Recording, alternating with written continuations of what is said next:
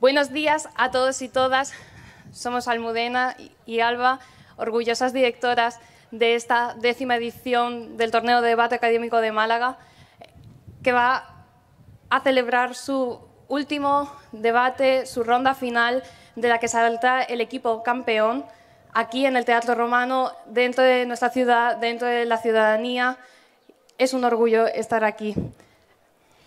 Vamos a anunciar los equipos que van a debatir y acto seguido sortearemos las posturas y procedemos a leer la moción del debate final. Sin ningún orden en particular, los equipos que pasan a esta final de la 10ª TEDAM son Universidad de Barcelona, Fernanda Roig y Luis Felipe.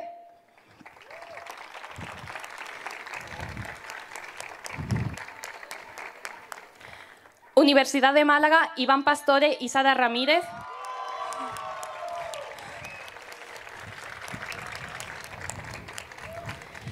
Universidad de Barcelona, Marc Ripoll y José Cenizo.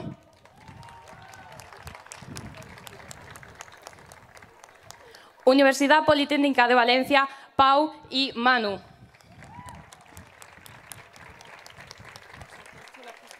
Sí. Enhorabuena a los equipos, os invitamos a subir con nosotros para sortear las posturas.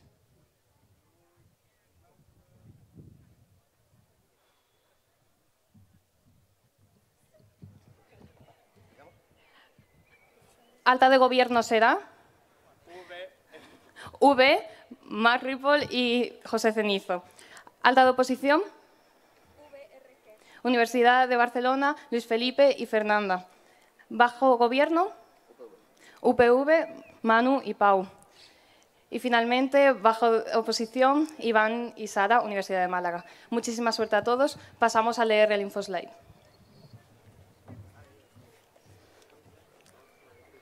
Ok, la moción de la final tiene infoslide. Déjame. El trilema de Rodrik señala que es imposible conseguir, al mismo tiempo, la hiperglobalización económica, la democracia política y la soberanía nacional. Las tres opciones simultáneas son incompatibles, por lo que nos veremos obligados a escoger solo dos de ellas. El trilema de Rodrik señala que la consecuencia de las alternativas entre hiperglobalización económica, políticas democráticas y soberanía nacional conlleva necesariamente el debilitamiento de algunas de estas tres fuerzas. De esta forma, podemos escoger entre las siguientes opciones.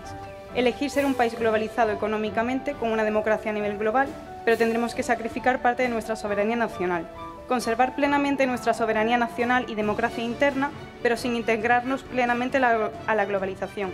Adherirnos a la globalización, mantener nuestra autonomía nacional, pero sacrificar la democracia interna.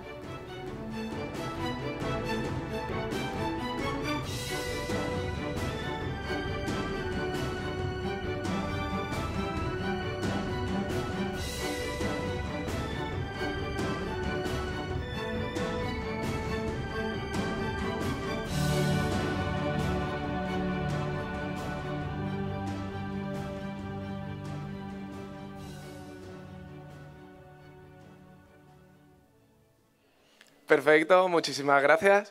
Antes de comenzar la final del 10º TEDAM, dar la enhorabuena a todos los semifinalistas y a los finalistas aquí presentes. Espero que disfrutéis debatiendo en un sitio con más de 20 siglos de historia.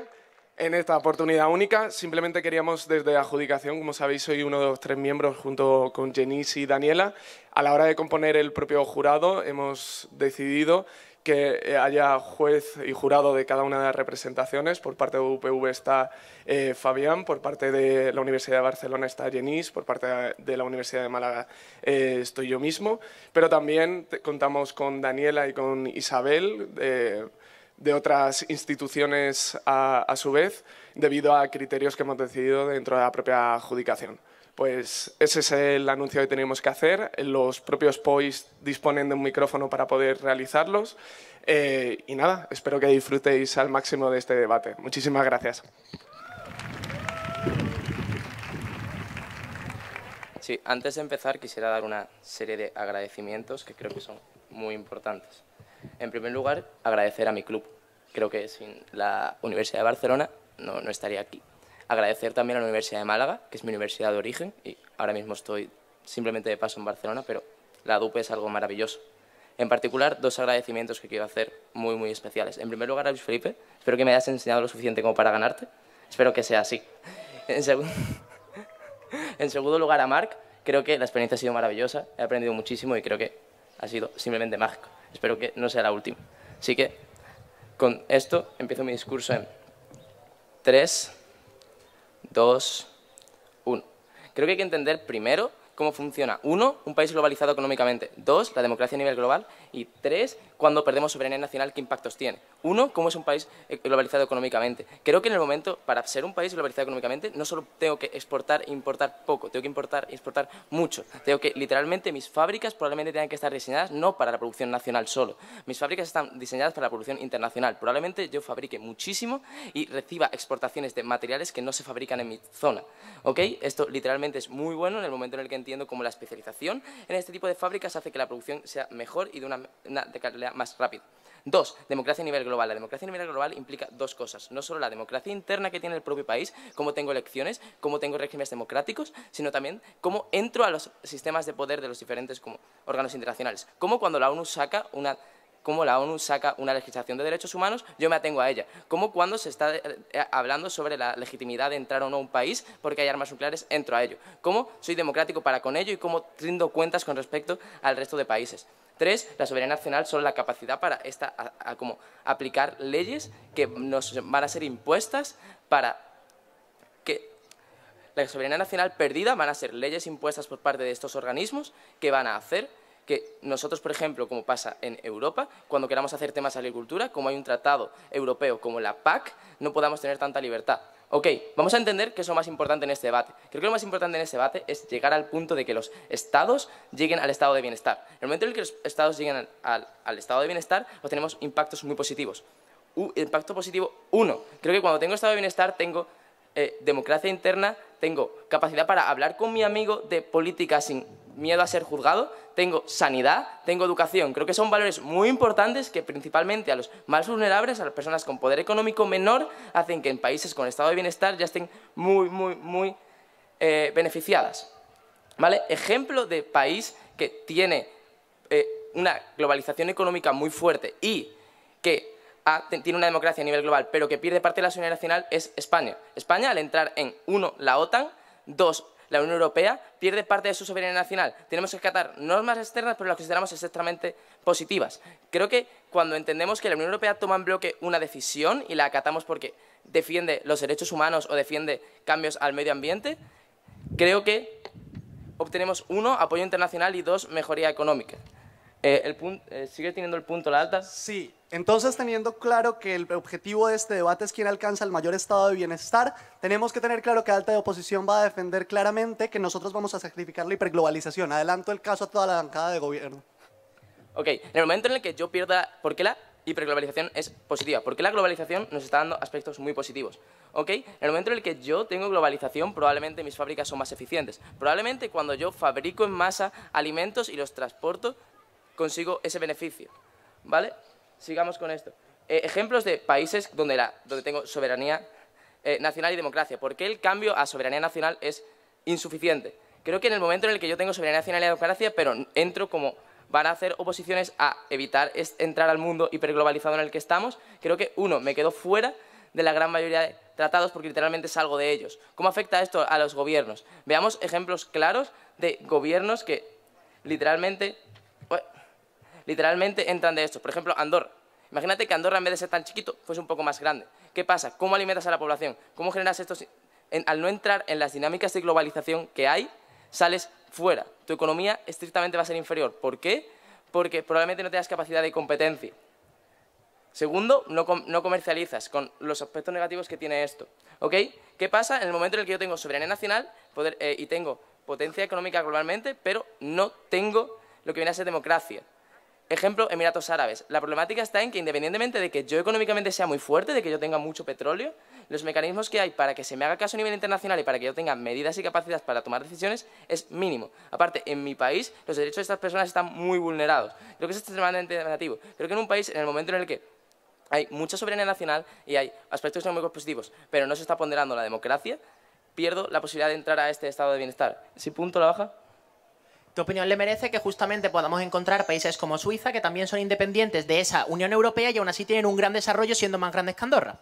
Claro, pero es que en el momento en el que tienen un gran desarrollo es porque sí que entran a las dinámicas de globalización. Creo que en el momento en el que entras a dinámicas de globalización sacrificas parte de tu identidad. Creo que literalmente las políticas suizas están condicionadas a que el hecho de Estados europeos vayamos allí para como tener una rebaja fiscal. Creo que entendiendo eso literalmente entran al choque de lo que defendemos nosotros. Nosotros defendemos que su manera de entrar a la economía globalizada no es con grandes producciones, sino de manera que hay una rebaja fiscal. Creo que literalmente Suiza es un gran caso para nosotros. Creo que entendemos que hay precedentes, y no pocos, ya no solo dentro de la otra Unión Europea. Que hay que entender que los países como son Brasil, como son India, como son China o como son Sudáfrica, son países emergentes y que gracias a coger y tomar decisiones en bloque, afectando un poco su soberanía nacional, han conseguido grandes avances. Hay que entender cómo estaba Sudáfrica hace 30 años y cómo, debido a esto, ha ido mejorando poco a poco, cómo el estado de bienestar se va acercando y cómo los más vulnerables dentro de estos países poco a poco están en mejores condiciones. Entonces, teniendo en cuenta esto y teniendo en cuenta que las contramedidas que puede traer, como salir de este espectro, son bastante poco positivas. Creo que en el momento en el que si tú ya tenías una economía enfocada a globalizar, el cambio es extremadamente negativo. Creo que si tú tenías 3 fábricas de coches y cero de conversión de pilas, no tienes pilas en tu país ahora. Creo que en el momento en el que paras de entrar a estos choques, literalmente tienes que recambiar toda tu industria. Creo que es muy costoso para la gran mayoría de países. Creo que literalmente es muy fácil que huir de esta globalización tenga aspectos tremendamente negativos. Teniendo en cuenta esto, teniendo en cuenta que literalmente los precedentes demuestran que lo único relevante que ha sido para el crecimiento de los estados de bienestar ha sido, 2, la globalización de estos económicamente y su democracia interna, por esto ganamos el debate. Muchas gracias.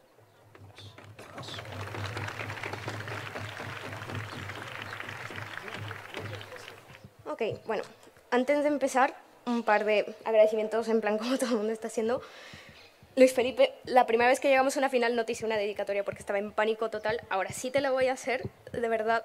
Nunca pensé que iba a tener la chance de poder ganar una final. Esperemos que sí se dé y que no tenga razón José en lo que acaba de decir en su dedicatoria anterior. Así que crucemos los dedos, pero eso, de verdad, estaba todo el torneo entrando en pánico constante, igual que seguramente muchas personas de la sala. Pero conseguimos llegar acá a ver qué pasa con esto. Y igualmente gracias a la UB, que no es mi club, pero igualmente me han acogido casi como si fuera de su club y me he sentido muy acogida, me he sentido muy acompañada y de verdad les agradezco muchísimo, que son gente increíble. Y sin nada más que añadir, empezamos en...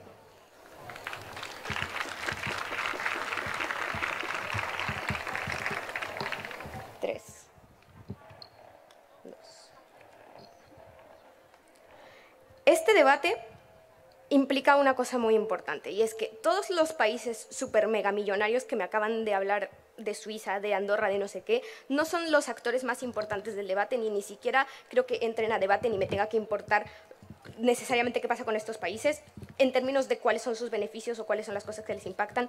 Lo que importa en este debate son cuáles son las estructuras que ha generado la hiperglobalización y por qué estas estructuras son problemáticas. Aquí vamos a aclarar un poco el debate. Lo que se trata este debate es, cuando hablamos de que no queremos hiperglobalización, no me refiero que vamos a ser Corea del Norte, no me refiero que vamos a literalmente aislarnos y nos vamos a volver unos ermitaños que no vamos a exportar y compartir nada con nadie. ¿Esto qué implica? Implica 2 cosas. Por ejemplo, subir aranceles. Segundo, implica que ahora en lugar de que mis exportaciones sean el 60% de mi PIB, ahora representen un 10 o un 20%. Creemos que esto implica reducir la capacidad de hiperglobalización que tienen estos países y cómo les afecta, no el completamente desligarnos del todo en 100%. Esto es imposible, da igual cuál sea los casos en los que estemos, no va a ser completamente así. Ahora, ¿qué pasa? ¿Y cuáles son los 2 puntos del caso? Primero, ¿cómo se generaron a través de este tipo de cosas dinámicas de crecimiento vertical que han esclavizado a un montón de países a este tipo de dinámicas? Y segundo, ¿por qué este riesgo de contagio es tan problemático y cómo se genera? Vale, vamos a entrar muy al caso. ¿Qué pasa? Este tipo de hiperglobalización, históricamente, y lo que ha pasado durante todo el siglo XX gracias a esto, ha sido una generación de cadenas de suministro construidas a largo plazo para servir a unos intereses muy concretos. El ejemplo más famoso que ahora hemos escuchado es el de la ruta Seda-China. Por ejemplo, que tú tienes China metiéndose a un montón de países en África a generar infraestructuras, a generar sistemas logísticos, a generar focus y lobbying a políticas públicas diseñadas para proteger una cosa muy concreta. Y es que estos países, lo que existen y las industrias que generan y las exportaciones que le generan son destinadas diseñadas para poder fomentar que China se pueda llevar los ingresos, para que los países como Estados Unidos, los países del norte global, países europeos, vengan a estos países y hagan una especie de colonización, generalmente acaba siendo eso, en el que te convierten en la granja para sacar los recursos y llevártelos. Vamos a explicar esto cómo se genera. Estas dinámicas, cómo existen y cuáles son las formas en las que se generan. Primero, yo tengo una dinámica de comercio que es extremadamente problemática. ¿Cómo se ven estas dinámicas de comercio? Primero, yo tengo unas economías extractivistas. Al final lo que acabo siendo es, yo acabo llegando a estos países y genero una industria que sirva para podérmelos llevar. ¿Esto por qué se generó y cuáles fueron los incentivos detrás y cómo existe el sistema económico actual y las instituciones mundiales para proteger esto y por qué no podemos depender de esto? Primero, vamos con ello. ¿Qué pasa? A lo largo del siglo XX, muchos países de Latinoamérica, muchos países en vías de desarrollo, que ahora son países, los famosos BRICS, que en ese momento estaban empezando a industrializarse, empezaron a volverse una potencial amenaza para países que ya estaban establecidos, como Inglaterra, países como Alemania, países como Francia, países del norte global, que lo que hicieron es construir instituciones que son el FMI, el Banco Mundial, la Organización Mundial de Comercio, precisamente las generan para poder generar una dinámica muy concreta, que es, quiero que estos países se empiecen a industrializar menos para sus propios intereses y los voy a obligar a que se abran al mercado abierto, voy a obligarles a que ahora no puedan poner aranceles, les voy a obligar a que tengan que exportar y no poner tantas barreras al comercio internacional.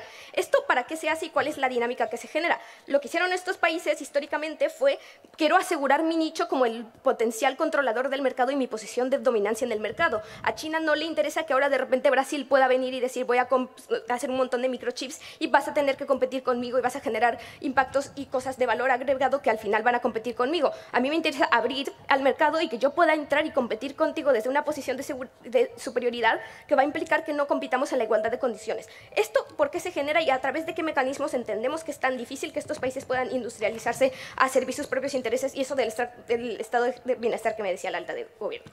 Vamos a responder a esto muy directamente. Mira, ahora mismo tienes una situación en la que China o cualquier país desarrollado que está en esa posición de dominancia se mete a estos países. ¿Y qué hace? Yo cuando invierto, lo que voy a invertir es en generar infraestructuras, voy a generar calles, voy a generar fábricas y voy a generar sistemas de regulación que lo que hagan es, ahora te lo doy, van a priorizar necesariamente el hecho de que se generen este tipo de estructuras y sistemas productivos que están optimizados directamente para eso, están literalmente diseñados desde cero para que eso sea lo que prioricen. ¿Esto por qué es tan problemático? Primero, porque al final lo que generas es que el sistema que tienes no es capaz de transformarse para poder generar otros desarrollos a largo plazo y es muy poco flexible. ¿A qué me refiero? Primero, yo como país que estoy dependiendo de esto, yo no puedo de repente decir, ahora quiero dejar de depender de ti, lo que quiero hacer es yo poder desarrollar mi propia industria, poder desarrollar otros tipos de industrias más variadas y menos vulnerables a volatilidades de los mercados. Ya no dependo solamente de vender petróleo, podría ahora depender de hacer otras cosas y ser más sostenible y no necesariamente depender de cosas que están fuera de mi agencia.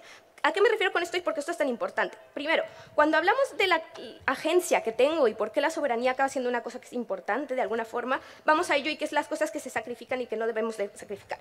Y hablamos de las políticas públicas, aquí hacemos engagement directo con lo del estado de bienestar, pero antes el punto baja.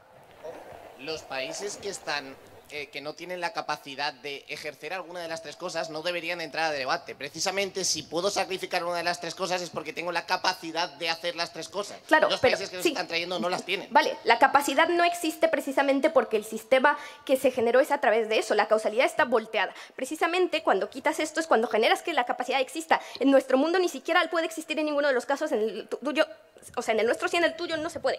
Vamos a rellenar lo que falta. Luis Felipe te lo responde lo demás. Vale, ¿qué pasa? Al final, ahora mismo, el tema de que es la regulación y el tema de cómo se regulan estas cosas es extremadamente importante por varias cosas. Primero, si resulta que las regulaciones que se imponen de parte de países desarrollados para que la industria que está hecha local sea lo más favorable posible para mí, eso implica que las regulaciones que yo voy a hacer están ajustadas a mi economía nacional. ¿A qué me refiero con esto? Por ejemplo, vamos a hablar del caso, yo qué sé, de México y Estados Unidos, que pasa muchísimo. México y Estados Unidos tienen economías muy distintas en términos de ciclos económicos diferentes, es decir, la inflación baja y sube en niveles distintos porque tiene monedas distintas. Son economías con posiciones sectoriales distintas. A lo mejor Estados Unidos tiene más sector de servicios que México. Por ejemplo, tienen necesidades distintas en términos de tipos de interés. Si sube la inflación en un país y baja en el otro, la política no puede ser la misma porque o subes el tipo de interés para bajarla o lo bajas, no puedes hacer las dos a la vez y si lo que a Estados Unidos le interesa es que se baje para sus intereses, acabas jodiendo al otro país. Vale, ¿qué pasa y por qué esto es tan importante que no lo sacrifiquemos? Primero, en términos de capacidad de agencia. Si yo ya no dependo de este sistema para poder tener una composición de mi economía que me funcione, al final, primero, yo tengo la capacidad de generar este tipo de regulaciones que puedan potenciar el hecho de que las políticas públicas que se generan sean enfocadas a donde se tenga que enfocar. Segundo, por ejemplo, las élites internas que tienen las empresas dentro de estos países ahora ya no tienen que competir contra China, ahora tienen la capacidad de entre sí mismos generar un mercado interno que pueda generar ciclos virtuosos, puedo generar situaciones en las que este tipo de empresas puedan crear mercados internos en los que pueden competir en una igualdad de condiciones mucho más fácil, por la globalización más lenta y más sensata y por evitar el colonialismo del tercer mundo. Muy orgullosa de oponer, perdón.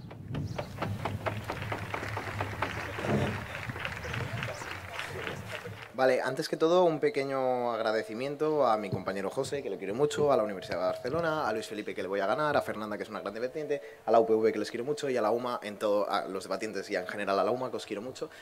Y nada, voy a empezar en 3, 2, 1... Vale, creo que existe un problema tremendo con el caso que ha traído Fernanda y es que no entiende cómo funciona esto. Esto no va de, si soy Sierra Leona, voy a elegir la capacidad de quiero estar hiperglobalizado, quiero tener una democracia nacional. No. Esto va de los países que tienen las capacidades, y la pregunta de Pau es muy pertinente, es si yo tuviera las capacidades de, como país, elegir una de las tres, o dos de las tres en este caso, ¿no? Como se presenta en el teorema, ¿cuáles de ellas son las que me convendrían más? Asumiendo que puede ser cualquier país en el mundo, ¿cuál es el país que elijo, no? Vale, entonces, ¿cuál es la problemática que existe? El punto es que me están diciendo que la hiperglobalización es tremendamente mala, ¿vale? Creo que no. José ya te está explicando por qué la hiperglobalización es la que genera todo el sistema económico. Es la que me está dando todas estas capacidades económicas. ¿Por qué? Porque por la precedencia lógica que me está explicando Fernanda, no se dan estas capacidades económicas si yo no me globalizo de alguna manera. ¿Qué es lo que pasa? Voy a ganar incluso en su terreno. ¿Por qué? Muy sencillo. En el momento en el cual Fernanda lo que te está diciendo es, ojo, que China está invadiendo económicamente estos países subdesarrollados del Sáhara Occidental, por ejemplo, ¿cuál es el punto positivo? El punto positivo es que estos países antes no tenían una infraestructura. Todos estos países antes no tenían todas estas capacidades económicas. Antes, probablemente, los impactos negativos que tenían eran los del status quo que tenían antes de que llegara China y industrializara la zona y la conquistara económicamente. ¿Por qué esto es tremendamente positivo? Porque genera infraestructura, genera vivienda, genera red de suministros. ¿Por qué? Porque si yo estoy sacando diamantes, necesito malditas carreteras, malditos aeropuertos para llevarme estos. Necesito gente que trabaje en esto. Incentiva el comercio local.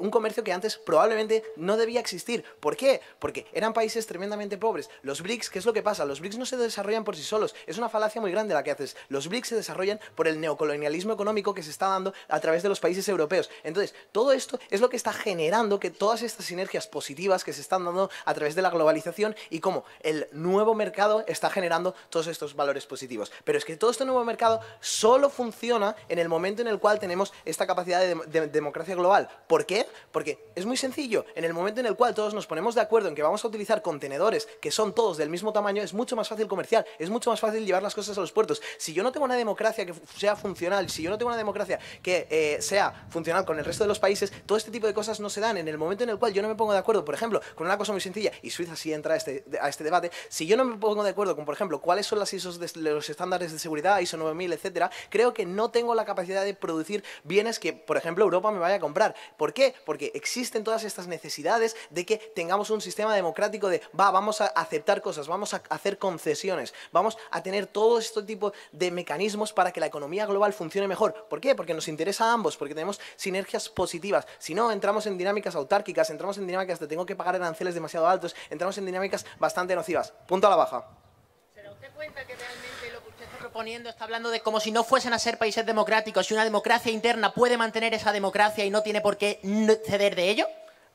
Podríamos hablar de la democracia interna que hay en México, Venezuela, etcétera. Creo que son democracias tremendamente frágiles, creo que son democracias que no son tremendamente positivas, pero ¿qué es lo que pasa? Sí que son actores que tienen peso internacional. ¿Por qué? Porque dependen del tradeo y en el momento en el cual yo sí que tengo la capacidad negociadora, como por ejemplo con España, tengo la capacidad de generar esas negociaciones bilaterales, en el momento en el cual tengo la capacidad negociadora, en ese momento la democracia externa es la que me importa, la que yo tengo la capacidad de agencia como país. ¿Por qué? Porque mi democracia interna no es tan importante en tanto y en cuanto la necesidad del comercio para que yo desarrolle mi país es tremendamente necesaria. Va a punto. El problema es que según su equipo, esos países que no tienen la capacidad de hacer todas esas cosas no entran a debate. Sí, literalmente es lo que hemos dicho. O sea, es decir, solo entran los países que tienen ese tipo de capacidades en el momento en el cual es como, México, por ejemplo, va a dejar de tradear de cierta manera para tener una mejor democracia, porque entendemos que sí que existen ciertos países que sí que pueden hacer cosas y ciertos países que no. No estamos jugando con Sierra Leona, estamos jugando con México, que sí que tiene ciertas capacidades económicas, estamos jugando con Brasil, que sí tiene ciertas capacidades económicas, capacidades democráticas, etc. ¿Cuál es la problemática? La problemática es que estamos hablando, asumiendo que el teorema es cierto, estamos asumiendo que esto sí funciona así, que solo podemos tener dos de ellas. Nosotros elegimos estas dos porque son las que nos benefician más positivamente para conseguir el alcance máximo de la potencialidad de cómo la ciudadanía está mejor. ¿Cómo la ciudadanía está mejor? Muy sencillo, José ya te lo cuenta. En el momento en el cual yo tengo las capacidades económicas para reinvertir en mi país a través de, primero, las infraestructuras que generan los agentes externos. Punto número 2, los tributos que pagan estos agentes externos en mi país y toda la infraestructura ya generada. Esto ya es una cosa positiva que yo puedo reinvertir en mi población. ¿Por qué? Porque vayamos al peor de los casos, vayamos al caso de las ultradictaduras. Me da igual que sean dictaduras tremendamente malas porque necesitan igualmente carreteras, necesitan que sus ciudadanos estén medianamente buenos, necesitan que sus ciudadanos tengan ciertas condiciones de vida que son necesarias para el progreso económico y para poder trabajar en esos sitios, etc. Si yo no tengo todas estas cosas, yo no puedo asumir que se vayan a dar todas estas sinergias positivas, porque entonces es una cosa de presencia lógica, ¿no? Si yo no tengo trabajadores que están activamente sanos para trabajar, pues no van a trabajar. Eso es básico, ¿no? Entonces, creo que a partir de cuando yo consigo todas estas cosas es en el momento en el cual estoy pudiendo desarrollarme como país, estoy pudiendo, por ejemplo, ganar derechos paulatinamente, porque estamos hablando de que, sinceramente, al principio, pues son cosas transitorias, ¿no? O sea, no hablamos de que esto vaya a permear la sociedad para toda la vida y toda la vida sea igual y que siempre vaya a funcionar así. No, estamos hablando de,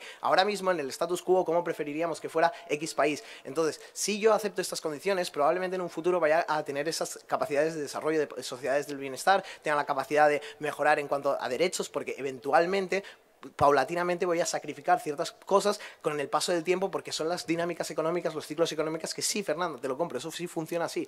Pero el punto es que eventualmente todas estas cosas van a generar la positividad que se da en los ciudadanos, porque si no existen estas fábricas, si mi exportación extranjera es solo el 10%, el problema es que tampoco tengo dinero económico para poder generar Producto Interior Bruto a través de la compraventa de productos y servicios dentro de mi país. ¿Por qué? Porque literalmente, si soy un país pobre, eso no lo voy a poder generar. Por mucha democracia interna que tenga, eso no lo voy a poder generar porque no existe la capacidad material. El punto es que nunca acabáis de probarme esto y espero que la baja lo pueda hacer de alguna manera. Entonces, por todo ello, creo que al final vuestros puntos acaban quedándose en la reducción en lo teórico, en los modelos económicos, cómo funcionaría, pero los países no funcionan como los modelos económicos, si no literalmente viviríamos en sociedades mucho mejores, ¿no? Porque si toda la teoría funcionara, entonces, y por todo ello acabamos ganando este debate. Muchas gracias.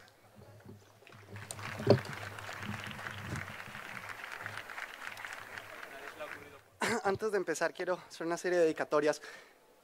Creo que muchas veces en debate y las personas que tenemos cierta visibilidad en estas posiciones, nos cuesta explicar y volver a recordar que nosotros fuimos novatos algún día.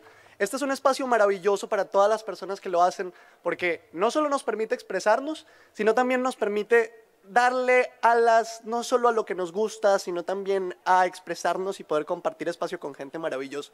Mi discurso no va dedicado a nadie en concreto, va dedicado, la verdad, a un torneo y a una ciudad que me recibió en mi primer torneo, y en este torneo estoy muy contento de que en esta final probablemente sea el mejor caso de mi vida.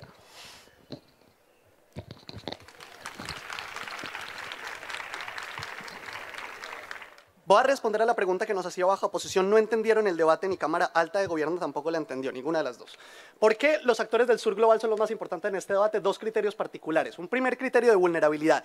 La gente en el sur global tiene una serie de deficiencias en términos materiales, en términos económicos y en términos de restricciones de vidas infinitamente mayor a las que tiene el norte global. Segunda consideración aquí en particular, por las mismas razones que nos daba Alta de Gobierno. Si Alta de Gobierno ya nos identificaba que hay una imperiosa necesidad en llegar a los estados del bienestar para darle a la la población las mejores calidades de vida posibles, el que va a ganar este debate va a ser quien va a probar que países del sur global puedan tener más probabilidad de llegar a estas condiciones. Aquí una respuesta muy fácil: no entendieron nada del caso. Claro que tienen la posibilidad de hiperglobalizarse. ¿Qué es hiperglobalizarse? 1. Bajar los aranceles. 2. Establecer cadenas de suministros con otros países. 3. Firmar tratados de libre comercio bilaterales o unilaterales que puedan generar más cooperación. Esto lo puede hacer Sierra Leona, Nigeria, Colombia, Perú o Bolivia. No es una incapacidad material. Empiecen a debatir. Vamos. Primero, ahora, explicando que claramente pueden hiperglobalizarse, vamos a entender cómo se ven los países en los dos casos. En gobiernos son países hiperglobalizados que entonces, como nos decía Fernanda, 70-80% de la industria probablemente local va generada, justamente como nos decía Alta de Gobierno, a generar sinergias y exportaciones. En el caso de oposición, esta casa con aranceles mucho más altos va generado mucho más a una soberanía nacional que implica dos cosas. 1, la venta mucho más grande al propio sector nacional, pero la segunda, a que las inversiones y a que las consideraciones de producción nacional van dirigidas al propio país. Vamos entonces con el caso de Alta Gobierno. Alta Gobierno nos traía dos cosas. La primera, fábricas más eficientes. 3 capas de refutación al respecto. Primera capa de refutación: esto es falso. 1, porque las élites empresariales locales también tienen incentivos a generar fábricas eficientes. ¿Por qué? Porque quieren reducir sus precios y generar más dinero. Si yo dejo que los empresarios indios, por ejemplo, puedan generar fábricas en las que puedan generar más empleo y puedan recortar necesariamente costes haciéndolas más eficientes, van a tener incentivos para reinvertir sus beneficios en ellos. Igual con empresarios peruanos, colombianos, etc. Segundo, porque no se restringe la inversión directa. Si un empresario alemán quiere llevar su dinero en Colombia y montar una empresa, no restringe la hiperglobalización el poderlo hacer. Lo que no hacemos y lo que sí impedimos en oposición es que se genere la fábrica de ese dinero con ese inversionista alemán, la haga con fines exportativos y entonces sea una industria generada para el exterior. Segunda capa de refutación. Panel, este es el caso más importante de alta oposición. Si es una fábrica más eficiente, es más perjudicial de hecho. ¿Por qué? 2 razones. Una, porque está especializado en sectores de bajo valor añadido, y ese es el caso de Fernanda. Porque el punto es que Fernanda se ha pasado 5 minutos explicando algo que no entendió el gobierno, y es que cuando China firma tratados de negociación de libre comercio con Brasil, no lo hace para que Brasil sea una potencia en microchips, no lo hace para que Brasil tenga una industria sólida, no lo hace para que Brasil genere una industria del sector terciario, potente. Lo hace para que Brasil se especialice más en su sector agrícola, se especialice más en su sector primario y pueda proveerlo de más materias primas, por 2 razones. Una, porque las potencias del norte global quieren asegurar, como decía Fernanda, la granjita del sur para que me provea mis materias primas, pero segunda, porque no me interesa que los países del sur global lleguen a un nivel de desarrollo para que compitan conmigo, y ese es el principal problema. Aquí le traslado la carga de la prueba a gobierno. Pruébenme que China va a tener intereses en generar una industria hiperglobalizada en la que entonces pueda generar, por ejemplo, sectores de mejor valor añadido que generen más riqueza en la población, como microchips, sector de servicios, etc. ¿Qué sucede en el mundo de oposición? 3 mecanismos para entender cómo es mejor el desarrollo en nuestro lado de la casa. Aquí empieza realmente el caso. 1. Primero, yo soy quien decido en el mundo de oposición qué hacer con la soberanía nacional. Esto hace que la visión desde oposición con respecto a qué hago sobre las políticas públicas es radicalmente diferente. 1. Subsidios. 2. Políticas de inversión estatal. 3. Son radicalmente diferentes en un mundo y otro. ¿Por qué? Porque en gobierno tengo una serie de políticas y tengo que invertir en mi sector agrario por la serie de TLCs que he firmado con China. Colombia tiene que invertir en su industria primaria y en su petróleo porque no puede dejar de generarle lo que necesita Estados Unidos.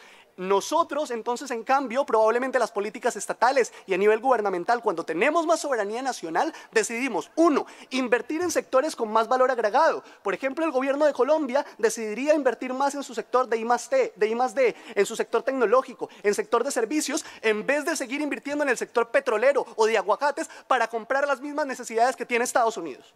Segunda razón. Creo que es mucho más fácil para las élites locales, y esto es fundamental del caso, cuando no tengo que competir contra las industrias gigantes de los países ricos. El empresario indio en oposición, cuando tiene aranceles más altos que hacen que H&M no llegue a India, que hacen que muchas multinacionales estadounidenses con muchos menores costes de producción lleguen a la India, 1, puede vender en su nicho de mercado, y aquí refuto el punto de Alta de Gobierno con respecto a la competitividad. No necesito como India volverme el empresario que vaya a exportar a nivel global. Necesito volverme el empresario que, 1, invierta en su país, 2, genere ingresos en su país y genere más empleo que se quede en el país, y los beneficios, y este es el delta del caso. 1, los beneficios se quedan dentro del país, pagando impuestos dentro del país, generando círculos virtuosos dentro del país, pero segundo, genero mecanismos de cooperación que dentro del mismo país incentivan la industrialización, punto a la baja. 3, 2, 1, no hay engage de baja. Último punto entonces para explicar claramente esto. La premisa de Alta de Gobierno es que los países en vías de desarrollo no se pueden realmente industrializar sin neocolonialismo. Es la afirmación más insensata que se puede promover desde cualquier país en vía de desarrollo. Lo que conocemos, cualquier economista que hemos estudiado el desarrollo, es que 1, si se generan los círculos virtuosos que ya he explicado cómo se van a generar, y 2, si se producen necesariamente en un punto de soberanía nacional más mecanismos para que los empresarios locales puedan entonces beneficiarse, es en el momento en el que podemos generar desarrollo, podemos generar cooperación y en el que los propios países se desarrollan en industrias, 1, con más valor agregado, 2, generan más empleo y 3, más producción. Muchas gracias. Vale, bueno, supongo que se me escucha. Lo primero de todo, bueno, yo voy a seguir con mis reivindicaciones y lo primero de todo, como a tope UPV lo estamos haciendo genial, seguimos haciendo cosas, seguimos siendo importantes en sitios y después como, bueno, yo ya he dejado de ser novato, ya he pasado el año, desgraciadamente, pero he sido muy feliz durante esta etapa. Démosle espacio a los novatos, hagámosles caso. Personas como Luis Felipe son geniales porque son súper accesibles para estas personas nuevas al circuito y hacen que realmente cojamos amor por esto y realmente amemos todo esto. Y también, como muchísimas gracias a la UMA, porque esto es una pasada. Creo que nunca había debatido en un sitio tan chulo.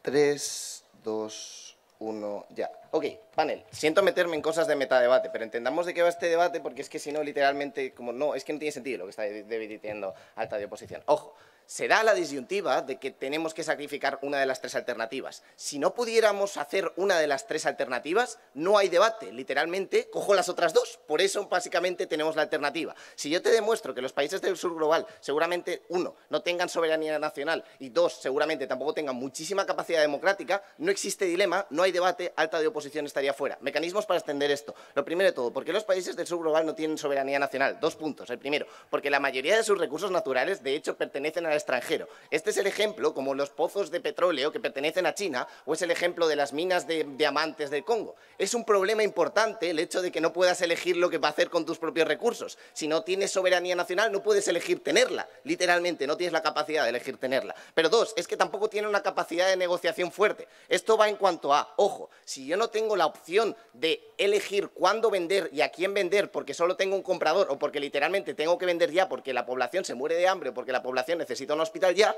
no tengo capacidad de negociación, no tengo capacidad de elegir qué hacer con mis cosas y con mi nación. Sigo sin tener soberanía nacional. Pero 2, por si no te sirviera que no tienes la capacidad de tener soberanía nacional, por lo tanto no tiene sentido el caso de Alta de oposición, es que seguramente estos países tampoco tienen capacidad de tener una democracia como una democracia política efectiva.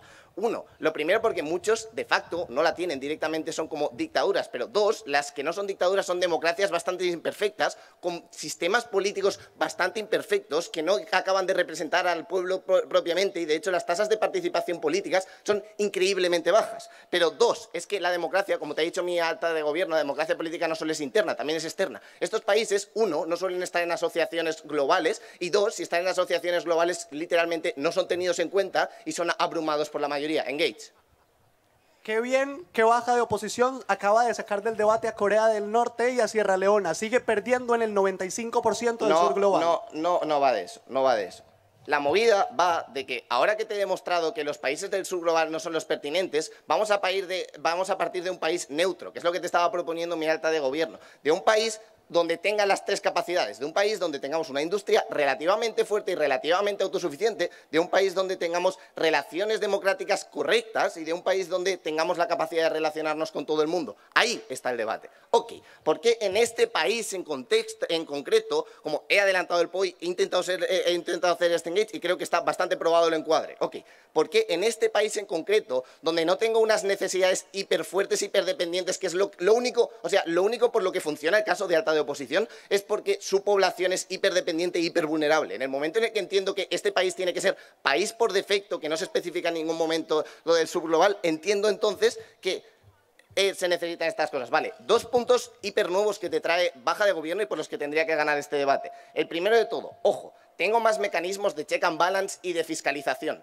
Es doble. Ojo, yo ya entiendo que la democracia, como ya ejerce unos mecanismos de check and balance y de fiscalización de que, como si al pueblo no le gusta lo que está haciendo el gobernante, pues no lo votan o cosas de este estilo. Vale, pero entiendo que esto no es suficiente. ¿Por qué no es suficiente? Por ejemplo, te pongo el ejemplo de Estados Unidos, ¿no? En Estados Unidos la población literalmente estaba a favor de bombardear Afganistán por alguna razón que yo desconozco, ¿vale? Entiendo que esta fiscalización del pueblo muchas veces no es suficiente. En el momento en el que yo soy dependiente y no tengo como tan desarrollada esta soberanía nacional, sí que puedo frenar algunos comportamientos conflictivos lesivos a la larga para mi país y puedo detener estos problemas porque se pueden imponer sanciones, ¿no? Se pueden imponer sanciones de que, por ejemplo, yo qué sé, no te doy grano como Ucrania o no te doy gas como está haciendo Rusia o cosas de este estilo. Puedo imponer sanciones extra que realmente sí que van a limitar. Baja. ¿Qué opinión le merece que justamente Estados Unidos no quiera renunciar a esa soberanía nacional y por eso mantiene su derecho a veto en el Consejo de la ONU? Me dan igual los ejemplos actuales, de verdad. He probado el encuadre y siguen metiéndose en lo mismo. Me da igual, es que es un país estándar y tenemos que debatir con las cosas que hay y por qué sería mejor o peor para esta población. Entendiendo a partir de ahí, ojo, segundo punto, cómo la hiperglobalización mejora la vida de mis ciudadanos, que creo que es algo que estaba bastante de acuerdo de toda oposición, que es una métrica importante. Ojo, lo primero de todo porque creo que alta de gobierno era un poco excesiva. Vamos a bajarlo un poco al suelo. No es como que no pueda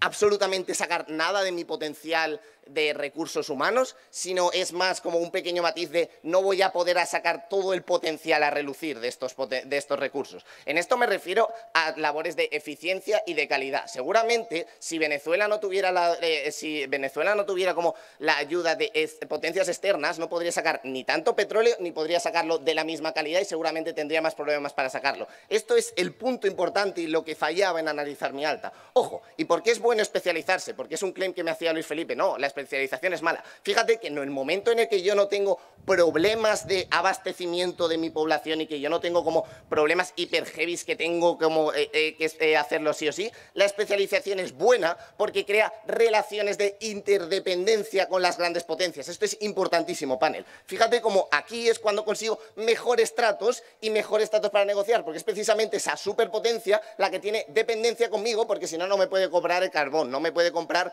el diamante, no me puede comprar el petróleo. Precisamente cuando estos países no podían negociar con Estados Unidos o cosas de este estilo, era precisamente porque no tenían soberanía nacional sobre lo que hacían con sus productos. En el momento en el que entiendo que este país sí que lo tiene, sí que tengo una capacidad de negociación muchísimo más grande. Y respecto de los beneficios, es falso lo que te lo dice Luis Felipe. Los beneficios siempre se quedan en casa. Otra cosa es que los recursos naturales se vayan a otro sitio, pero los beneficios, cuando yo vendo al extranjero, el dinero viene a casa. O sea, no sale en ningún momento. Esto no funciona así. Si yo me compro entre mí mismo, el dinero sigue dentro. Si yo le compro si otro país me compra a mí, el dinero viene adentro. No funciona así lo de los beneficios. Pero aún así, ojo, porque es mejor, porque es más rápido, porque como es algo que tampoco te explicaba mi alta, vamos a rellenar otro hueco. ¿Por qué es más rápida la extracción de estos recursos y saca más potencial? Uno, porque estas grandes potencias tienen mejor know-how, porque saben precisamente cómo hacerlo y como tienen el conocimiento para hacerlo. Pero dos, porque seguramente tengan mejor tecnología y mejor maquinaria. Sí, Sierra Leona se puede poner a extraer diamantes, pero creo que sinceramente que con la tecnología que tenemos en Estados Unidos, uno, será más seguro, dos, protegerá más los derechos de los trabajadores, tres, seguramente será más rápido y consiga más beneficios para estos países. Orgullosísimo y muy orgulloso de este discurso. Muchísimas gracias.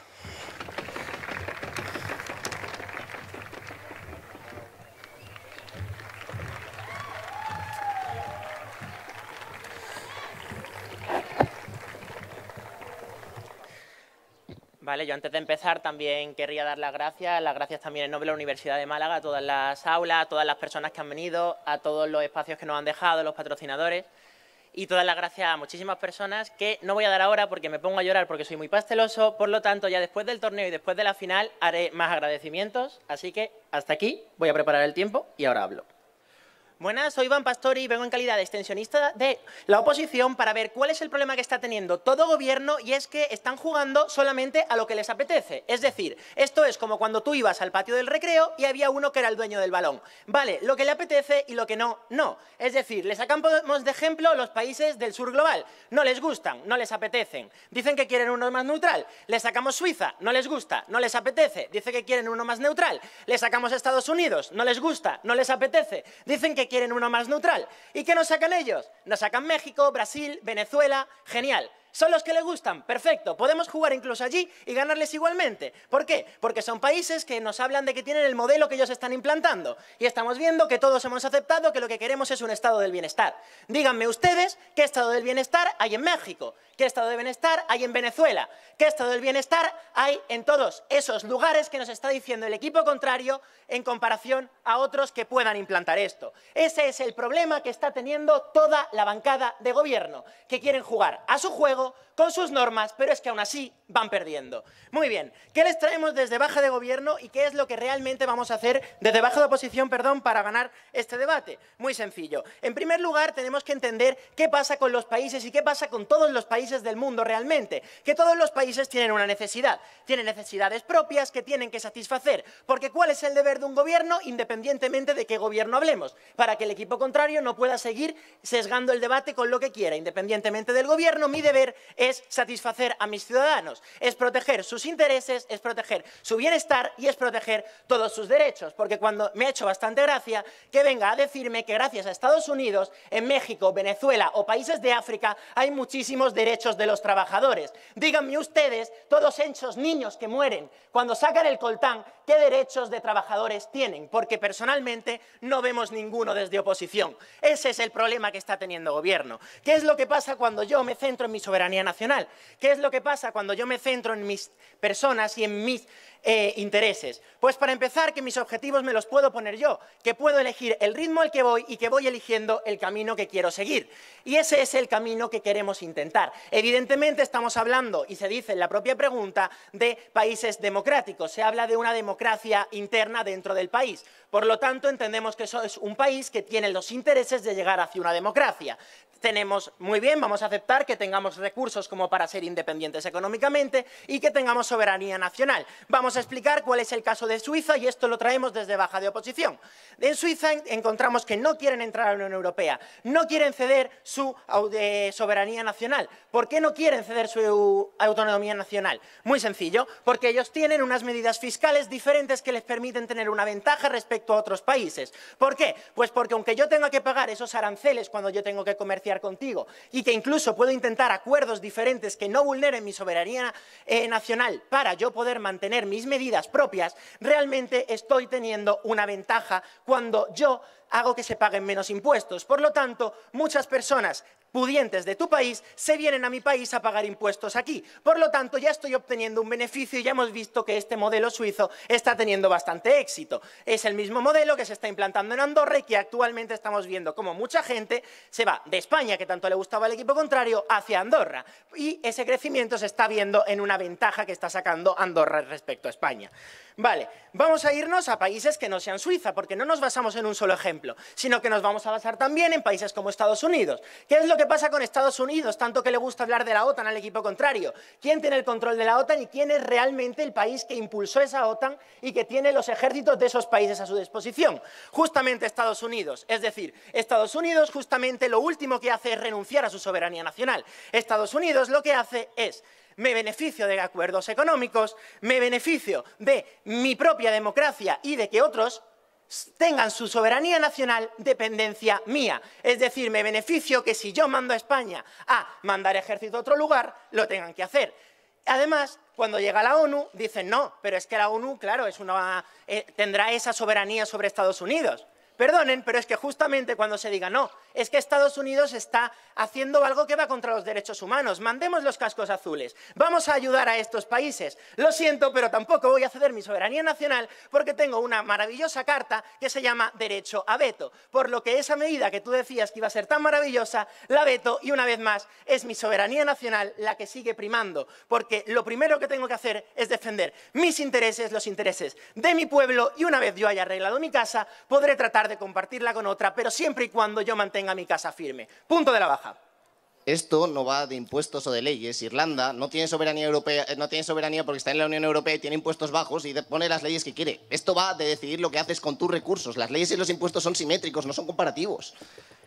Una vez más, les voy a repetir qué es lo que pasa con la Unión Europea. La Unión Europea te pone unos límites que no puedes sobrepasar a la hora de poner una serie de impuestos. ¿Por qué Irlanda no es un paraíso fiscal y Suiza sí? Porque Suiza no cedes tu soberanía a la Unión Europea y, por lo tanto, las personas no se van a Irlanda, sino que se van a Suiza. Por lo tanto, una vez más, salen perdiendo con los ejemplos sesgados que intentan ponernos. Así que, ¿qué es lo que estamos viendo y qué es lo que proponemos desde Baja de Oposición para ver el por qué ganamos este debate? En primer lugar, que en los países del sur global ya se había hablado en las altas de por qué podían preferir esto. Pero es que además, en los países como Suiza, que no son la superpotencia, pero sí son países que tienen unos muy buenos recursos, también es beneficioso porque me permite potenciar mis recursos, porque me permite no depender del resto y me permite beneficiar a mis personas con mis objetivos y con mi propio ritmo, que es lo realmente importante. Pero es que además, cuando nos vamos a las principales potencias, también salimos ganando porque vemos de hecho que es justamente lo que buscan.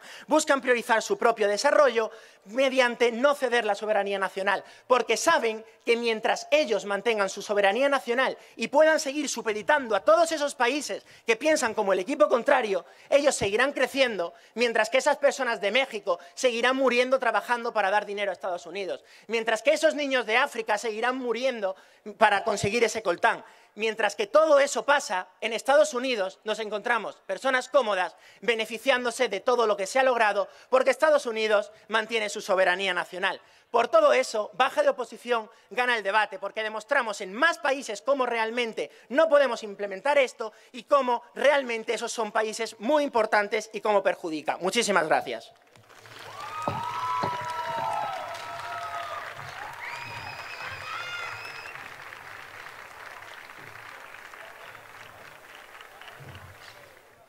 Bueno, primeramente agradecer a mi institución que estemos aquí y que estemos participando, que efectivamente estemos cambiando cosas y que cada vez estemos un poco más presentes en todo este mundillo del debate. Yo, como Pau, también he dejado de ser novato hace poco y la verdad es una gran oportunidad que podamos debatir con gente de este nivel y que dejemos la entrada libre para que gente empiece a entrar en el mundo del debate y que pueda progresar en esto. También muchas gracias a Pau por acompañarme en todas nuestras locuras y nuestros casos y vamos a ver cómo sale.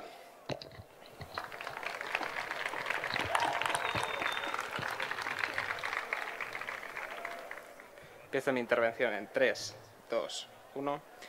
Vale, panel, hay un problema muy grande en alta de oposición. Hay una tensión muy evidente con la gestión de los recursos y te lo voy a explicar eficientemente para que comprendas que esto no es comparativo y que no debe decidir la adjudicación de este debate. En el momento en el cual Luis Felipe sale y te dice que aquí hay una expropiación, cuando antes lo ha dicho Fernanda, obvia que estas estructuras jerárquicas que se están construyendo en el país, estructuras económicas como puede ser el ferrocarril en Gran Bretaña cuando se industrializó, están beneficiando o potenciando el crecimiento económico de este país. ¿Por qué esto es importante? Debemos de entender que los países que entran a debate, como te explica Pau, son países que están en una situación intermedia, que tienen capacidad de acción y que por lo tanto pueden decidir sobre estos ámbitos. Esto es extremadamente importante. Tenemos que entender que es cuando esa población se encuentra en una situación en la cual faltan recursos materiales, cuando no dispone de cierta soberanía. ¿Por qué esto sucede? En el momento en el que yo tengo una cierta soberanía económica, que es lo que se ha intentado obviar en todo el debate, yo puedo profundizar en la gestión de mi democracia y de la gestión de mi soberanía nacional. ¿Por qué pretendemos renunciar a este punto final y por qué creemos que es extremadamente importante beneficiar o potenciar la gestión económica? En el momento en el que consideramos o conseguimos integrar diferentes funciones económicas, lo que conseguimos es que esta población tenga más medios para competir. Esto es intrínsecamente positivo y te voy a explicar por qué la riqueza que te argumentan no tiene sentido y además no es así. En el momento en el cual entran empresas a mi país, están gestando, están poniendo un cierto capital que sí, puede ser que se estén beneficiando de la extracción de los recursos, pero están depositando un capital que está ejerciendo oposición económica, es decir, está gestando un crecimiento económico. ¿Por qué esto es importante? Simplemente aunque la explotación que te dicen se diera, Me da igual, estoy generando distintas casuísticas económicas que van a beneficiar a lo largo de la población y que van a potenciar ese desarrollo económico futuro. Pero es que aparte esto no es cierto. Como te dice Pau, en el momento en el que yo tengo una moneda, cuando vienen a mi país a comerciar o cuando yo comercio con otros países, yo tengo derecho de cobro. Esto es básico en economía. En el momento en el que yo tengo otra moneda de otro país, yo tengo cambio para decirle a ese país que quiero cosas de ellos. No estamos perdiendo soberanía en este momento y por eso es precisamente fundamental priorizar este punto frente a la soberanía nacional. Porque es solo frente a la soberanía económica cuando sí que disponemos efectivamente de medios para realizar nuestra acción. Esto es primordial. En el momento en el que tenemos un ferrocarril, mi población puede disfrutar de los servicios del ferrocarril. Entendemos que por simple precedencia lógica, el punto importante a priorizar es disponer de los medios adecuados para poder cimentar las bases, no tanto en la soberanía nacional. Por eso, este punto es extremadamente importante. Vamos a entrar con baja de oposición. Por favor, este debate no va de gente que muere extrayendo coltán, ¿de acuerdo? Estamos priorizando medidas, estamos ponderando beneficios y contrapérdidas, ¿de acuerdo?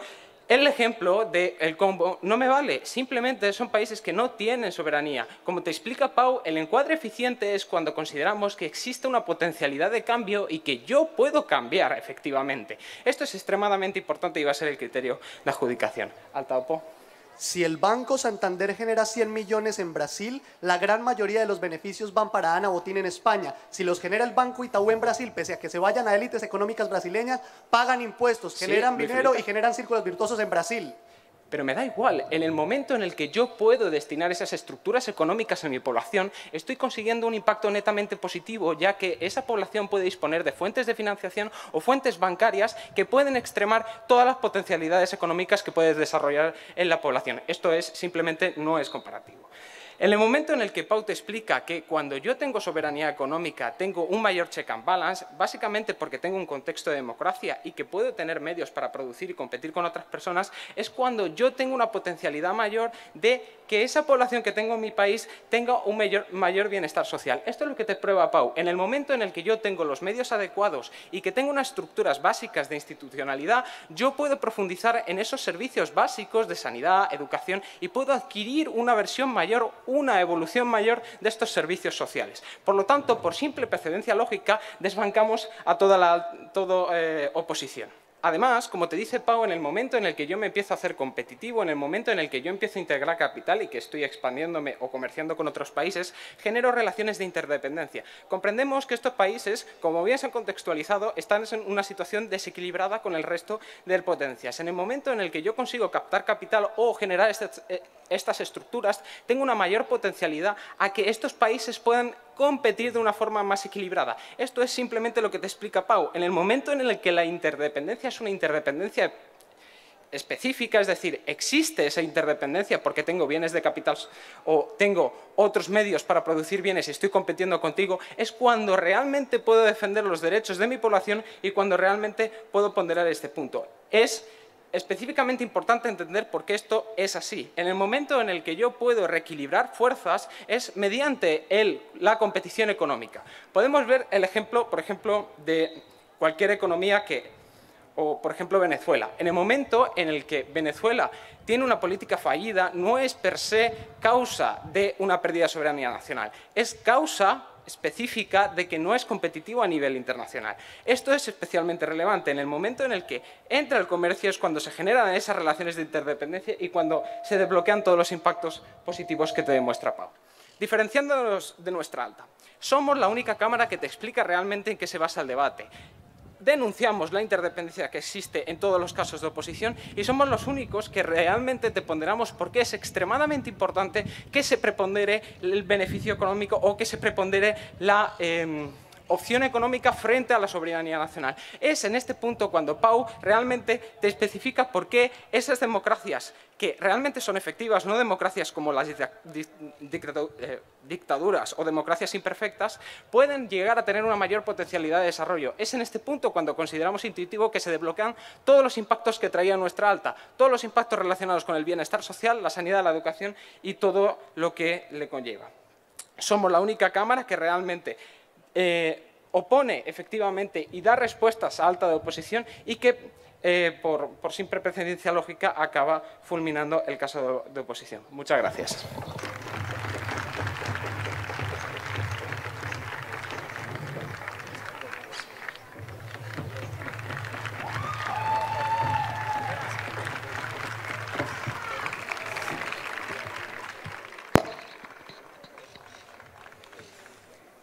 Yo solo voy a dar las gracias generalmente, pero a todo el mundo, tanto a todos los debatientes como a todo el público y el torneo. Empiezo en 3, 2, 1... Buenas tardes, mi nombre es Sara Ramírez y vengo en calidad de látigo de oposición para explicaros por qué no preferimos estas medidas a cambio de todo lo que nos dice la Cámara de Gobierno. A la Cámara de Baja de Gobierno creo que la podemos desbancar con una simple aclaración. Nos están defendiendo la gestión económica del país y los recursos, lo que entra dentro de la soberanía nacional. Es decir, yo decido luego con mis recursos, con mis impuestos, con mis aranceles, por lo tanto nadie de por encima me está diciendo lo que yo tengo que hacer en mis políticas económicas. Eso significa soberanía nacional. Por lo tanto vemos que efectivamente queremos priorizar esas gestiones por encima de otras cosas. Entonces, vemos que además nos ponen ejemplos en los que nos dicen que el bombardeo a Afganistán que quería la población de Estados Unidos viene porque tienen demasiada soberanía. No, eso es una violación de los derechos humanos. Eso es moralmente incorrecto, estaremos de acuerdo, pero no significa que porque no esté en otro organismo superior no quisiera hacerlo igualmente la población. Es decir, no tiene ningún nexo lógico entre ellos. Aunque hubiera pertenecido a la Unión Europea, podrían seguir queriendo hacerlo. De hecho, en la propia Unión Europea hay países, como pueden ser Polonia, que pueden hacer cosas en contra de los derechos humanos, como por ejemplo la huelga o las manifestaciones anti el colectivo LGTBQ. Entonces, vemos que sí que siguen vulnerando los derechos humanos, incluso cediendo parte de su soberanía nacional. Por lo tanto, ese ejemplo creemos que no tiene ningún tipo de sentido. Y ahora, como es el único ejemplo que nos han dado, voy a remarcar que cuando le hemos pedido algún ejemplo de algún país neutral que nos puedan dar para sostener su caso, no nos han dicho ninguno. Mientras nosotros le hemos sacado Estados Unidos, Suiza, el Congo, a lo que ellos han podido reducir todo nuestro caso, cuando sí que entra precisamente porque estamos hablando de un sitio que necesita soberanía nacional para protegerse de otros países, o le hemos puesto muchísimos otros ejemplos. Por lo tanto, creemos que efectivamente ellos son los que no saben de qué va el debate. Viendo que la Cámara Baja de Gobierno ni siquiera ha entrado dentro de este debate, vamos a pasar a la Cámara Alta de Gobierno. En la Cámara Alta de Gobierno nos están diciendo que el problema de no ceder soberanía nacional para tener políticas globales es que no nos vamos a poner de acuerdo, por ejemplo, en el tamaño de los contenedores con los que tenemos que comerciar. Perdona, pero si yo soy una empresa o un país que quiero comerciar con otro y veo que tengo que cambiar algo para poder llegar a comerciar con ellos, lo voy a cambiar. ¿Por qué? Porque para mí genera esos intereses, para mí genera esos beneficios y, por lo tanto, es beneficioso. Si es beneficioso, querré hacerlo por el bien de mi país, de mi gobierno y de mi pueblo. Por lo tanto, no necesitamos ceder nuestra soberanía nacional para adaptar nuestro comercio a otros países. De hecho, aun teniendo nuestra propia soberanía nacional, somos completa y absolutamente libres de crear algunos tratados que también nos puedan beneficiar, tratados económicos o tratados de comercio, con otros países. Por lo tanto, vemos como todos los casos que nos ponen desde todo gobierno caen simplemente diciendo que no significa ceder soberanía nacional. Antes de seguir, el punto. Nota panel que el caso de Alta de Opo y de Baja de Opo son terriblemente dependientes de que la población sea vulnerable. Baja de Gobierno te prueba el encuadre, es la única que te prueba el encuadre y aún así sus argumentos son aplicables para todos los países. Entonces, haberme ejemplificado una población que no sea vulnerable y que podía entrar dentro del debate, porque nosotros sí que lo hemos hecho. Por ejemplo, mediante Suiza, que es a lo mejor no es una potencia como Estados Unidos, precisamente es un país intermedio, tiene una población con un estilo de vida alto y no cede su soberanía nacional. Por lo tanto, no nos han dado ningún ejemplo en el que puedan probarlo. Vemos que además nos están diciendo que esa democracia a nivel global no nos va a afectar en ningún momento, cuando nosotros les estamos diciendo que sí, porque los objetivos son diferentes en muchos casos. Y si quieren que les ponga el ejemplo de la Unión Europea para ver cómo los objetivos pueden estar diferenciados en algunos países, podemos ver cómo, por ejemplo, hay países que no utilizan tanto los coches y utilizan más las bicicletas, por lo tanto necesitarán unos medios distintos para llegar a los pactos verdes, mientras que a lo mejor en España sí necesitamos que en los centros de las ciudades no se pueda coger el coche. Por lo tanto, vemos que las leyes no tienen por qué ser las mismas para llegar a los mismos objetivos. Los objetivos además pueden ser diferentes y pueden tirar por distintos caminos. Y es que además no solamente eso, sino que los medios de cada país son diferentes. Por lo tanto, lo que nosotros decimos es que tenemos que adaptar esos objetivos y esos caminos a los medios que nosotros tenemos y a los intereses que tiene nuestra población, porque a ellos es a quienes nos debemos. Antes de continuar con oposición, su punto. Sí, pese a entender mucho mejor el debate que tú, Alta, creo que te equivocas en el punto de Suiza. Por ejemplo, cede toda su soberanía nacional en el momento en el cual Credit Suisse lo compra literalmente en Londres. No es por nada, pero voy a repetir que siento mucho decirles que para ustedes ningún país es válido. Entonces, viendo eso, como en ningún país se puede hacer, según todo gobierno, es una opción totalmente inexplicable porque no consiguen hacernos ver cómo funciona. Por lo tanto, vamos a ver qué ha pasado en las cámaras de oposición. Nuestra alta nos habla del crecimiento vertical y que necesito no tener que competir contra los ricos. ¿Qué les decimos nosotros? Pues nosotros lo que les explicamos es por qué sí que eso va a funcionar dentro de nuestro propio mundo. Porque van a seguir teniendo que comprarnos a nosotros, aun teniendo esos aranceles, porque necesitan de esos recursos que nosotros vendemos. Por lo tanto, no necesitamos tener un supraacuerdo, por así decirlo, que nos enmarque a todos en el mismo sitio. Pero ya no solamente eso, sino que les explicamos que son libres de hacer todos esos tratados sin perder su autonomía y además por qué la autonomía es tan importante, que es lo que aquí interesa para ver por qué y cómo llegamos a ese estado de bienestar. Y es por eso por lo que creemos que desde la Cámara Baja de Oposición es desde donde hemos entendido mejor el debate. Pues simplemente porque la autonomía es necesaria en el momento en el que cada país tiene sus propios medios, sus propios objetivos y sus propios intereses. Tiene su propia población que tiene que llegar a un mismo punto y por lo tanto tiene una población a la que proteger. Y mediante la autonomía y la soberanía nacional es mediante lo que se protege a esa población. ¿Cómo? Mediante las políticas fiscales, las políticas económicas, las políticas de comercio, de defensa, las políticas sociales, todos esos tipos de políticas que si no tendríamos que estar dejando en manos de otro ente superior simplemente porque vamos a ceder esa soberanía. Y es por eso por lo que nosotros tenemos la capacidad de poner nuestras propias políticas y es por eso por lo que preferimos, en cualquiera de los dos casos, ya sea de manera económica o una democracia global, mantener nuestra soberanía nacional, porque es lo que a nosotros más nos conviene para llegar a donde nosotros queremos ir. Y efectivamente, sí, que lo que prima aquí es el estado de bienestar y por eso entran todos los países a debate, porque todos los países buscan ese estado de bienestar y el modo de conseguirlo es mediante esa autonomía y esas políticas propias, esa soberanía nacional que pueden hacer que podamos llegar a ese punto. Y es por eso por lo que creemos desde la Baja de Oposición que efectivamente, después de este maravilloso debate, lo propio es decir que no cederíamos nuestra soberanía nacional y nos quedaríamos con ella para poder proteger a toda nuestra sociedad. Gracias.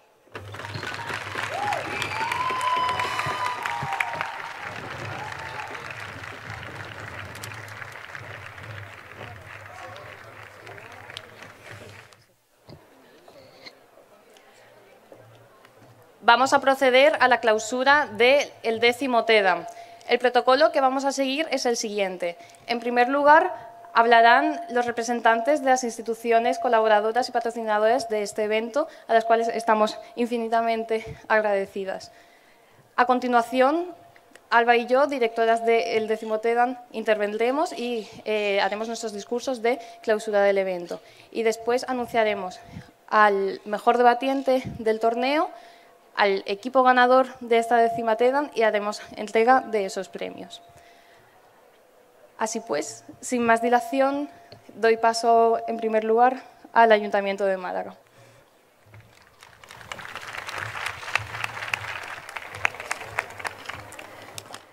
Buenas tardes a todos. Bueno, yo en este caso soy la concejala de Juventud del Ayuntamiento de Málaga. Entonces, en primer lugar, me gustaría dar las gracias, como no puede ser de otra manera, a la Asociación Juvenil Cairós por haber convertido este torneo de debate en un referente cultural en la ciudad de Málaga, en particular a Almudena y Alba, que llevan ya más de un año entero trabajando en que esto tenga lugar y tenga el éxito que ha tenido. Sin olvidarme, por supuesto, de la Fundación Málaga, aquí está Juan Cervera, de la Fundación Málaga, sí, de la Universidad de Málaga y de Europa Direct, que son patrocinadores también de este torneo de debate. Bueno, desde el área de Juventud del Ayuntamiento de Málaga y con todo el equipo que eso supone, en el que yo estoy ahí hoy dando la cara, apoyamos estas iniciativas juveniles que aportan tanto valor a la ciudad de Málaga y a los jóvenes en particular. Estamos juntos en este proyecto desde 2016, que ya llevamos unos cuantos años con vosotros. En el torneo de debate académico de Málaga se reúnen oradores hispanohablantes para intercambiar, como bien sabéis, no solo argumentaciones, sino también cultura, tradiciones, ideas y diferentes formas de vivir y vivir la vida, siempre desde el respeto, la tolerancia y el aprendizaje con una actitud crítica. En este 10º torneo participan a través de sus universidades ciudades como Salamanca, Granada, Almería, Murcia, Valencia, Barcelona, Santiago de Compostela y, como no, la ciudad de Málaga. Han sido 24 equipos con 48 participantes los que habéis estado debatiendo 3 días sobre la temática globalización, lo que nos da, lo que nos quita. Una temática preestablecida de antemano en esta edición. Habéis profundizado y mucho sobre esta premisa y alcanzado conclusiones. Pero no os olvidéis de que obras son amores y no buenas razones. Y no se puede quedar solamente en el debate, que sí que es importante influir en la sociedad, cambiar y modificar ideas, pero estas ideas luego hay que llevarlas a la práctica. Muchísimas gracias a todos, bienvenidos y os esperamos el año que viene. Muy bien. Pues muy buenas tardes, gracias Maripaz, concejala del Ayuntamiento de Málaga, y con una intervención además brillante, concentrada y breve, porque en esto de la oratoria lo fundamental es medir bien, así que acertado, yo también voy a intentarlo. Por ello que lo más importante de mi intervención es agradecer a todos estar aquí acompañándonos y sobre todo fundamentalmente a Almudena y a la organización por llamarnos a participar desde Fundación Málaga. Lo que hacéis, lo que habéis hecho es realmente encomiable, es fundamental. En fin, no voy a entrar en las profundidades de la importancia vital que tiene la oratoria, la transmisión, el diálogo entre las personas, que es lo que ha provocado evidentemente el avance de la sociedad y del ser humano, pero sobre todo también porque, bueno, tenemos aquí a la juventud, sobre todo la que estamos formando. En definitiva, esto es, en el sentido estricto y el concepto más amplio de palabra, cultura. Y nosotros somos Fundación Cultural y por eso agradecemos de una manera profunda que hayáis contado con nosotros. Lo nuestro además son alianzas y por eso repito rápidamente el agradecimiento a esa cooperación, a esa confianza con el Ayuntamiento, con la Universidad de Málaga y con Europa Direct, instituciones, las dos primeras sobre todo, con las que tenemos continuas alianzas y continuas colaboraciones. La Universidad de Málaga tenemos, pues, por ejemplo, dos cátedras allí, en una de Picasso, otra de flamencología. Con el Ayuntamiento no habría tiempo en esta brevedad que me he comprometido a contar la cantidad de colaboraciones que tenemos. Así que estamos, como digo, encantados de participar, además en este escenario impresionante que además te da un poco el colofón, la parte final, le da la calidad que tiene todo el proceso.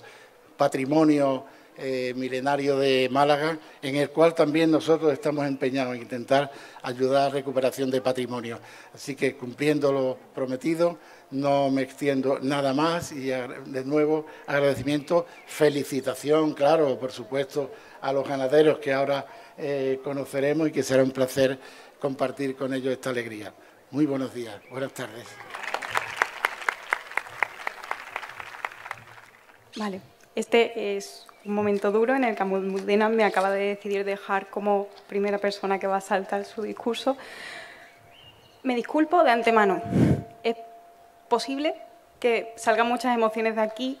Hay un año de trabajo detrás de esto y mucha gente trabajando detrás de este proyecto para hacerlo posible. Pero sobre todo hay mucha gente participando dentro de este proyecto en el presente, personas que no participaban con anterioridad y que han sabido interpretar todos los valores y principios que Almudena y yo intentábamos transmitir con esta 10ª edición del TEDAM, y por eso es como por lo que más orgullosas nos estamos sintiendo nosotras, pero no solamente nosotras, sino entiendo que todos los participantes de este torneo a lo largo de estos maravillosos 3 días que jamás olvidaré, habéis estado compartiendo tanto como nosotras, como con gente de la UMA, junta directiva, etcétera, o entre vosotros, las emociones que habéis sentido y las cosas que habéis podido aprender, que creo que eso es lo que va a intentar dirigir un poco mi discurso. En el primer momento en el que me he puesto aquí encima en el teatro, cuando todo esto estaba más o menos más vacío y no había mucha prisa porque todavía no estaban los equipos, ha sido como, wow, es demasiado grande, soy una persona muy pequeña, soy una chica que está estudiando en la universidad de 22 años, que está encima del Teatro Romano de Málaga, esto es demasiado fuerte. Y he tenido miedo a 2 cosas. La primera es a la soledad, porque creo que si estamos en esto y estamos solos, no somos capaces de transmitir nuestras emociones, de transmitir nuestras ambiciones sociales, políticas, etcétera, no es nada útil todo esto por lo que estamos intentando luchar y sacrificando prácticamente nuestra vida, nuestro tiempo y un montón de cosas. Pero también teníamos mucho miedo, sobre todo yo en particular, a fallar y a que esta 10ª edición TEDAM no pudiese acoger a todas las personas que considerábamos que tenían que participar para lograr esos objetivos que nos pusimos, porque fueron unos objetivos ciertamente enormes. Entonces me sentía muy chica y me sentía con mucho miedo, pero ha sido en el momento en el que he dicho, ok, estoy yo encima del teatro romano, yo soy ese teatro y justo si miro hacia adelante veo que no hay algo, en plan, no hay monte, no hay soledad y no hay cielo, sino que hay una grada maravillosa de personas que conozco a través de años, que he conocido durante meses, como las personas de primero que están aplaudiendo ahora mismo, que he conocido y que me han apoyado durante todo este momento, que me han hecho crecer y me han hecho confiar en mí misma. Y ha sido eso la primera zona de confianza en la que me he sentido muy validada y he sentido que esa parte de miedo se iba reduciendo. Pero no solamente esto, sino que cuando echas la cabeza un poquito más hacia atrás, ves la Alcazaba, que la Alcazaba no es como tal una entidad dentro del teatro romano, está un poquito más lejos, ¿no? Es esas personas que son desconocidas, que no pertenecen a nuestros círculos cercanos, que son quizás que generan mucha más curiosidad para nosotros, esas personas que son como la Alcazaba valiosísimas, que nunca hemos conocido y que gracias a esta 10ª edición he tenido la oportunidad, tanto yo como muchos de vosotros, de poder conocer y de apreciar y de ahora sí, no solamente con nosotros mismos y con las personas más allegadas, sino también con personas que son muy lejanas a nosotros en formación, en geografía, etcétera, incluso en edad. Todas estas personas, todo este cúmulo ha sido lo que le ha dado belleza y lo que le ha dado cierto apoyo a este torneo. Y por esto es por lo que ahora mismo estoy aquí hablando y no ahí abajo llorando con un montón de ansiedad. Entonces, muchísimas gracias a todas las personas que estáis aquí, porque al final creo que, utilizando un poco de analogías, cada uno de vosotros durante estos 3 días, después de muchísimo trabajo y muchísimo estrés y muchísima ilusión sobre todo, todos vosotros ahora mismo constituís delante de mí una piedra del teatro romano, una piedra que es única y exclusiva, una piedra que es dura, que es resistente y algo que también además está presente ahora mismo en mi vida y que espero que al igual que este patrimonio pueda mantenerse a lo largo de mucho tiempo. Quizás muy posiblemente deje de veros desgraciadamente porque al final nuestras actividades son finitas, el tiempo en el que nos rozamos son muy finitos y posiblemente dentro de 5 años no volvamos a vernos, desgraciadamente, pero sí que es verdad que creo que, al menos a nivel personal, esta 10ª edición ha marcado un antes y un después en mi vida y todas las personas que han participado han marcado un antes y un después. Os aseguro de verdad que nunca os olvidaré, porque estas fortalezas que me habéis dado a mí, ahora mismo es lo que me da personalmente valor para volver a enfrentarme al miedo, porque el miedo es ese obstáculo que no te permite llegar a tus objetivos, esos objetivos que consideras legítimos, que consideras primordiales y que consideras bellísimos. Gracias, de verdad, particularmente gracias al equipo de Equidad, porque ha sido ese amigo que está dentro de una conversación incómoda, que ha sido súper cercano con nosotras y con todo el torneo y ha estado mediando en esas conversaciones ciertamente un poco incómodas. Muchas gracias por asegurar que todo el mundo se sienta totalmente tolerado y que todo el mundo se sienta legitimado y valorado en todo momento. Muchísimas gracias al equipo de adjudicación porque, recorriendo un poco al espíritu de la UMA, gracias porque las preguntas eran maravillosas, todo el esfuerzo académico que habéis dedicado aquí, el esfuerzo de viajar y casi quedaros atrancados en otro país, de venir hasta aquí. Gracias porque hemos conseguido un torneo en el que las preguntas, los temas en los que discutíamos tenían sentido, tenían una problemática real y son intereses reales para todas las personas que estamos aquí y deberían serlo dentro también de 5 años. Gracias también, obviamente, a todos los debatientes y jurados, como dije durante la inauguración. Muchas gracias por confiar, por ser valientes, por atreveros a esto y por confiar en este proyecto. Muchas gracias, obviamente, al staff. Sois maravillosos, de verdad, sin vosotros nada de esto podría haber pasado. Valoraros y creced. Ojalá podáis crecer al lado de nosotros. Y, obviamente, un agradecimiento enorme a la Junta Directiva. Un segundo. Un agradecimiento a la Junta Directiva y a Almudena. Simplemente os lo diré personalmente, porque ahora mismo si no exploto.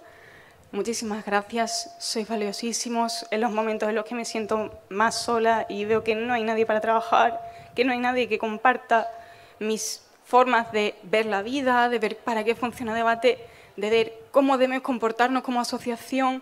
Me siento sola y veo que yo quiero arropar a la gente. Sois vosotros los que llegáis y decís, no, no estás sola, tienes a un montón de gente detrás, habéis trabajado un montón para esta 10ª edición, así que de verdad, muchísimas gracias, sois maravillosos. El ejemplo clarísimo también por toda la fuerza de la asamblea maravillosa que tenemos, porque somos el aula de debate de la Universidad de Málaga gracias a todo el labor que hacemos, a integrar a las personas, a promover la palabra como una herramienta para conseguir cosas, a reconstruirnos, y todo esto es de verdad impresionante. Y obviamente, mi inciso, personalmente muchísimas gracias a todas las personas, más veteranísimas y asesores sobre todo, que han estado ahí apoyándome y diciéndome, date cuenta, Alba, si eres valiosa, o date cuenta, Alba, esto es una tontería, no te preocupes. Muchísimas gracias. Sin vosotros solamente vería una nube y no hubiese sido capaz de poder enfrentarme a esto de la manera en la que me he enfrentado. Creo que cuando nos planteamos esta TEDAM en general, tanto nosotras como cuando os las hemos ido transmitiendo, todas las cosas que queríamos promover, todos los valores que queríamos conseguir implementar en la gente y todas esas locuras de jurado popular, eso de correr por las aulas, por las facultades, siguiendo a los staff, la mayoría de las personas podría llegar a pensar y me han enunciado, oye, esto es un poco una locura, esto no es fáctico.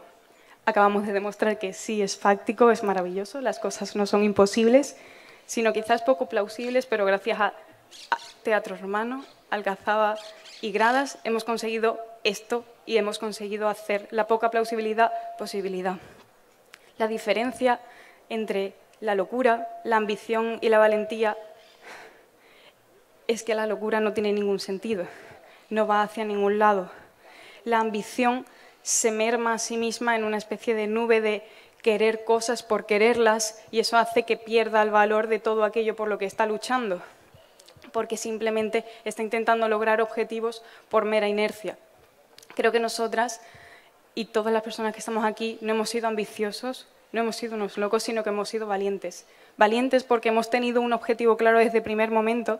Hemos sabido reconocer que habían un montón de riesgos durante este proyecto y aún así nos hemos lanzado de cabeza para intentar conseguir que todo esto sea posible. La valentía que habéis demostrado, gracias, de verdad, ha hecho posible que ahora mismo estemos aquí, medio llorando, ha hecho posible que haya equipos maravillados por poder debatir en este lugar y ha hecho posible que todos vosotros os conozcáis, que ayer lo pasaseis muy bien y que pudieseis compartir espacios tan seguros y que trascienden tanto en vuestras vidas como la propia Noche de Claveles y demás. Creo que ese foco que nos proponíamos Almudena y yo era que esta 10ª edición del TEDAM fuese diferente, porque considerábamos que si algo tenía que ser esto de esforzarnos un montón y de tirar muchísimo tiempo y de dar muchas vueltas, borrar muchos borradores en Drive y demás, era por cuestiones como hacer un torneo realmente accesible, que la palabra, que el debate se pueda llevar a todos tipos de personas, con todo tipo de bolsillos y con todo tipo de posibilidades a lo largo de España y del mundo. Gracias de verdad, porque las personas que han venido aquí han seguido demostrando cómo comparten este espíritu de que la palabra tiene que accesibilizarse. Gracias también por saber modificar vuestros discursos para poder permitir que las personas del jurado popular, que tenía su clase de turismo, estuviese súper interesada en un debate sobre globalización, que le estaba robando realmente una hora lectiva, pero gracias por hacer que esos mensajes que nosotras consideramos tan importantes y de vitalidad para cualquier joven puedan llegar y transmitirse de manera efectiva, generar interés. De verdad, esas personas han aprendido gracias a vosotros. Creíamos también que tenía que ser todo esto, hasta cierto punto, priorizar esa crítica, que creo que hasta cierto punto se ha perdido un poco en lo que es el circuito competitivo. Priorizar también ese uso de la cultura. No, Aula de Debate de la UMA nunca te va a decir que está aburrido de debatir. Aula de Debate de la UMA siempre va a tener temas de actualidad, de consideraciones importantes y trascendentes sobre los cuales quiera hablar. Gracias de verdad por seguir con esa serie de valentías, por esa serie de intereses, porque demostráis que sois personas valiosísimas, que queréis cambiar cosas y que seguro que vais a poder cambiar cosas. Queríamos también que este torneo tuviese un cuidado especial a todas las personas participantes. Con todo el mimo, de verdad, hemos intentado procurar que vuestra experiencia sea lo más segura, lo más cuidada, lo más atenta y que tengáis todo a disposición para evitar perder el máximo tiempo y evitar perder cualquier posibilidad que pudieseis aprovechar quizás hablando con otra persona. Y sobre todo, creo que lo que queríamos era, con todo esto en conjunto, ser nosotros mismos, ser la UMA y seguir promoviendo estos valores. Yo lo dije en una junta directiva, cuando salimos fuera a competir y cuando la gente viene aquí a competir, la gente se acuerda de nosotros como Mar Ripoll, y eso no es necesariamente por otra razón, sino porque somos nosotros mismos, somos personas atentas y somos personas que cuidamos eso, vamos a seguir así. A la inauguración os comenté que había una serie de riesgos cuando te propones un proyecto muy grande y que eso da un poco de miedo. Y que yo me sentía orgullosa porque al empezar el torneo ya era claro que ya había personas que estaban interesadas en este tipo de proyectos y en este tipo de reivindicaciones y eso era suficiente para que yo me sintiese satisfecha. Pero es maravilloso enterarme durante estos 3 días que hay personas como Luis Felipe, que han utilizado esta experiencia que es completamente disruptiva en su vida cotidiana para poder aprender y para poder valorar cuáles son esos principios de accesibilizar el mensaje, de comunicar y demás. Es valiosísimo también ver cómo Paula sabe utilizar este torneo para poder disfrutar y moverse por el escenario como a ella le encanta. Y sobre todo también es valiosísimo ver cómo Fernanda, por ejemplo, sabe utilizar todas las cosas que ha ido viendo durante este torneo para considerar las necesidades que ella vive en su vida cotidiana, para ver qué cosas dentro del circuito de debate, para ver qué cosas dentro de su vida deberían cambiar, para ver cómo podríamos hacer esto y para ver realmente que sí que existe otro camino que no es el status quo y que podemos luchar por él. Muchísimas gracias porque considero de verdad que estas personas y que todos vosotros vais a poder integrar esto en vuestra vida y va a ser maravilloso. Yo con esto ya termino. Cuando doy un feedback siempre empiezo, sobre todo con mis niños, por, oye, no habéis identificado el problema. Creo que, y espero de verdad, que vosotros hayáis identificado el problema que nosotras veíamos, la cosa que queríamos cambiar dentro del circuito, y es que somos debatientes, no podemos permitir caer en dogmas. Una actividad que promueve el pensamiento crítico, que promueve la reconstrucción de nosotros mismos, que promueve el revalorar nuestros propios principios, el cuestionar todo, absolutamente, y en saber posicionarnos en situaciones difíciles para poder enfrentarlos y ponernos en la mayor de las empatías posibles. No puede ser que vivamos estas experiencias de manera dogmática, en el sentido de que, obviamente, necesitamos reconstruirnos, hay un montón de gente que ha considerado esto y vamos a seguir así, porque gracias a todos los choques que nos hemos dado ronda tras ronda, que cambiaban alternamente entre jurado popular y académico, hemos podido aprender y visualizar de manera súper clara que todo lo que estábamos haciendo necesariamente no es todo lo que podemos hacer. Y con esto me refiero a que vamos a utilizar la competición porque la competición es maravillosa y sentir esa bilirrubina, por así decirlo, es maravilloso y nos incentiva mucho. Eso es un aliciente para poder utilizar estos espacios, para poder aprender, para escuchar a los jueces, para escuchar a otros equipos y para poder, sobre todo, aprender de nosotros mismos y de qué tipo de persona y, sobre todo, qué tipo de debatientes somos. Por favor, vamos a ser respetuosos siempre con todos los poderes, somos personas poderosas que sabemos mucho sobre cultura, que tenemos un impacto en la vida de otras personas, que podemos persuadir a un jurado popular y que de verdad podemos cambiar el mundo y promover valores que consideramos valiosos. Espero de verdad que durante este torneo hayáis vivido eso, hayáis aprendido y sobre todo que os vayáis en el autobús, en el tren, donde os vayáis, que os vayáis replanteándoos qué tipo de debatiente queréis ser, pero sobre todo qué tipo de joven adulto vais a querer aportar a la sociedad. Gracias.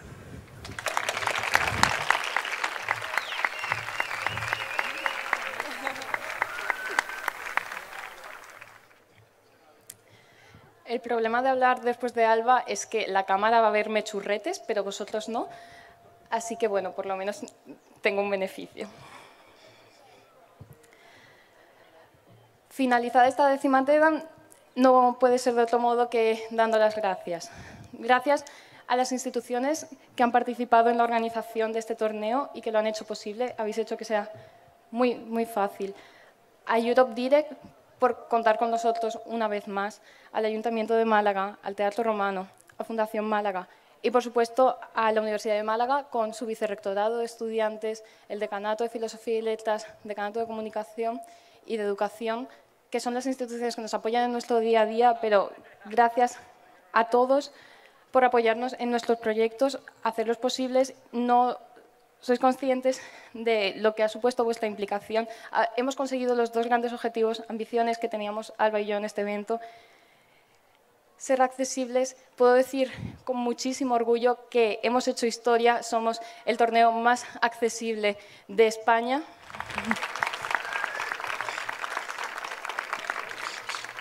Y, por supuesto, tener a Málaga por bandera como referencia del debate y referencia de la cultura. Gracias a todas las asociaciones de debate que habéis venido a Málaga, a la Universidad de Barcelona, a la Universidad Politécnica de Valencia, Universidad de Murcia, Virgen del Pasico, Actívate, Universidad de Almería, Club de Debate Compostela, la Asociación de Debate de la Universidad de Salamanca, Club de Debate de la Universidad de Granada y ASA, además de UMA. Gracias a los debatientes por vuestra entrega, por vuestra confianza y por vuestras ganas de aprender y de disfrutar. He de decir que definitivamente nos habéis sorprendido muy gratamente, habéis despejado todos los miedos que podíamos llegar a tener. Gracias por disfrutar, como esperábamos que hicieseis.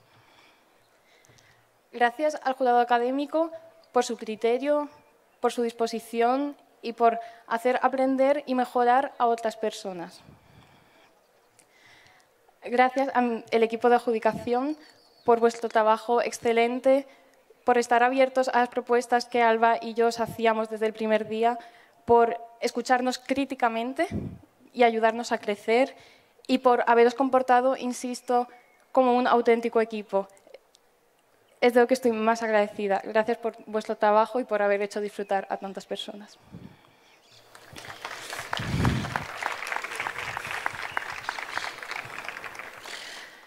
Gracias al equipo de Equidad, porque ha sido extraordinariamente fácil trabajar con vosotros, por vuestra sensibilidad, por escuchar las inquietudes que os presentábamos desde dirección y por enseñarnos tanto sobre el respeto y el cuidado a los demás, de verdad.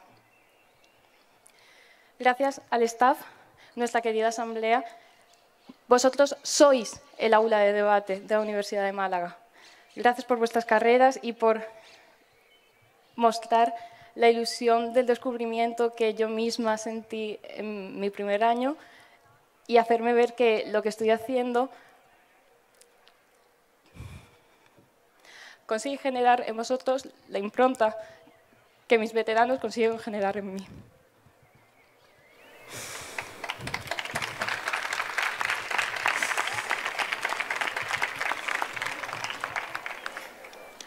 Gracias a mi asesoría, amistades y a mi familia, porque me habéis acompañado en el camino hasta el día de hoy. Y en particular, gracias a Alba, que ha sido todo lo que yo necesitaba cuando yo lo necesitaba. Ha sido un placer vivir esta aventura a tu lado. De verdad, gracias, porque hacer este TEDAM ha sido un regalo para mí, un regalo ojalá para los de antes, pero sobre todo ojalá que un regalo también para los de ahora. Como digo, hemos llegado al final y como en cada torneo, la última de las 8 intervenciones de 7 minutos ha tocado a su fin. Ha agotado su tiempo y también el nuestro. Hemos tenido 7 minutos para convencer de que esta casa implantaría una medida, para persuadir de por qué debe ganar mi equipo sobre los demás, para defender lo que me toca defender, para elegir en esta misma final qué mundo es en el que prefiero vivir. Y cuando terminan estos 7 minutos debemos reflexionar qué es lo que he dicho, qué es lo que he hecho, cómo he respondido. Acudimos a los manuales de retórica y los manuales de competición para ver cómo mejorar, cómo ganar en la próxima intervención y qué estrategia adoptar para exprimir al máximo los siguientes 7 minutos. Tan desagradecida es la competición que hace que todo el esfuerzo de meses y meses, de horas de estudio, entrenamiento y dedicación, se reduzcan solo a 7 minutos. Y sin embargo, el debate es mucho más que 7 minutos. El debate es palabra y la palabra es identidad. Gracias a lo que hacemos en 7 minutos de debate, aprendemos a definir el mundo que deseamos, a definir a nosotros mismos, como personas, como ciudadanos. Definimos nuestras ideas, algunas de las cuales llevan en boca del ser humano cientos, miles de años y siguen siendo de actualidad y de novedad hoy. El debate es palabra y la palabra es respeto. Respeto por el contrario durante sus 7 minutos. Respeto por mi compañero o compañera, por querer estar a su altura. Respeto por mí mismo, porque en 7 minutos hago cosas de las que antes de debate no sabía que era capaz. El debate es palabra y la palabra es democracia. Una simulación de 7 minutos, la máxima expresión de la democracia, en el intercambio entre iguales, donde todo cabe por discutir un problema común, por unos valores deseables y buenos. Si el debate es palabra y la palabra es identidad, respeto y democracia, el debate no puede durar solo 7 minutos, porque la palabra es única, es propia y es valiosa, porque el mundo necesita esa palabra y nosotros, que somos jóvenes con inquietudes, tenemos la responsabilidad de utilizar esos 7 minutos que nos ofrecen para hacer mucho, mucho más. Entrenamos la palabra, razonamos las ideas y hacemos alarde del pensamiento crítico. Tener esta herramienta es un don que se aprende, que se educa y que se comparte. Solo somos debatientes durante 7 minutos. El resto del tiempo somos personas que viven, que piensan, que sienten, que conocen 7 minutos de diálogo, de escucha y de reflexión, que debemos poner al servicio de la resolución de problemas, al servicio del consenso y del mundo que queremos.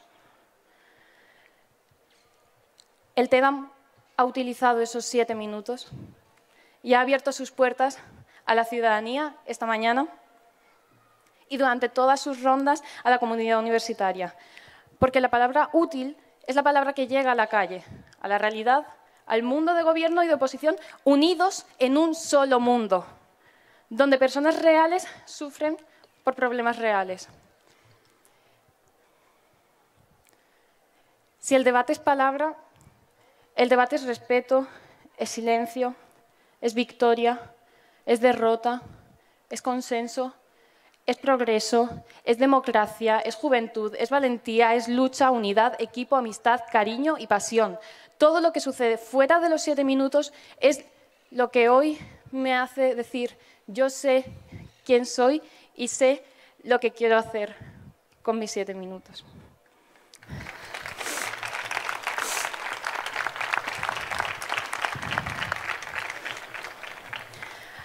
Así que ojalá que el TEDAM os haga reflexionar y os haga meditar cómo hacer llegar todo lo que el debate nos ha dado fuera de esos 7 minutos. Muchas gracias.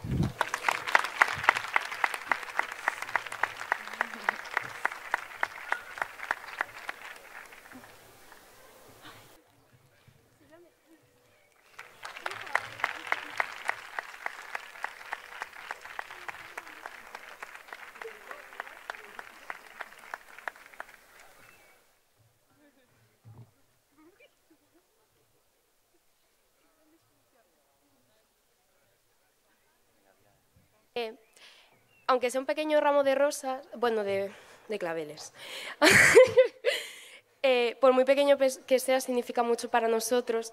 Estas 2 personas de aquí son formadoras del aula y no solo enseñan debate, enseñan mucho más. Y aunque sea muy pequeño el ramo, expresa lo mucho que hacéis aprender a la gente. Y muchas gracias.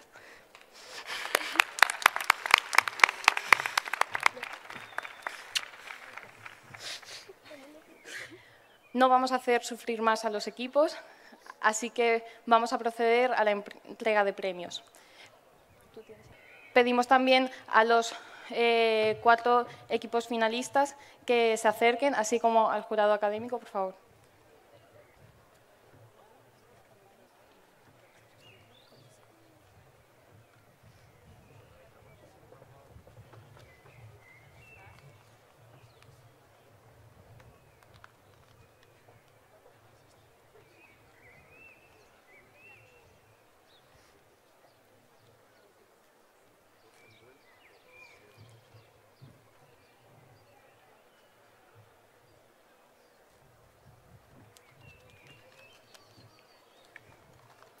Maravilloso, ha llegado el momento. Vale.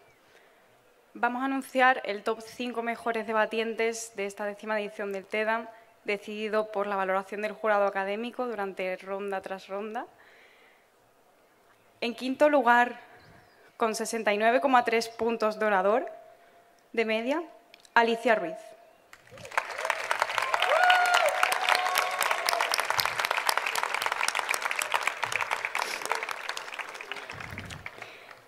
En cuarto lugar, con 71,5 puntos de orador de media, Marc Ripoll.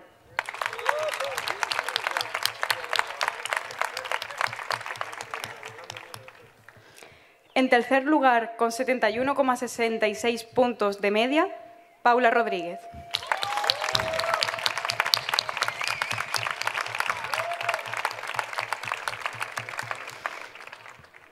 En segundo lugar, con 72,83 puntos de orador de media, Fernanda Roy.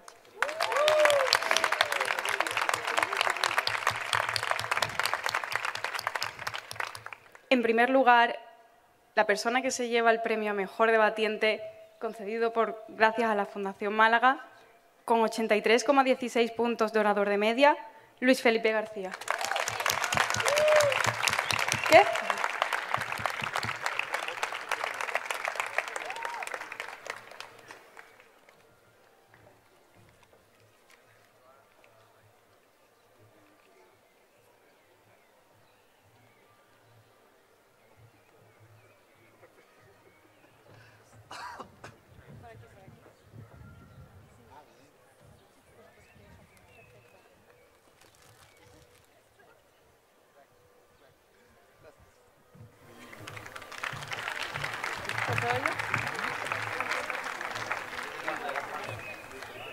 Por cortesía de Fundación Málaga, todos los equipos que han llegado aquí a la final no solamente tienen el regalo de haber debatido en este escenario, tienen también unos libros que os vamos a hacer entrega de ellos ahora.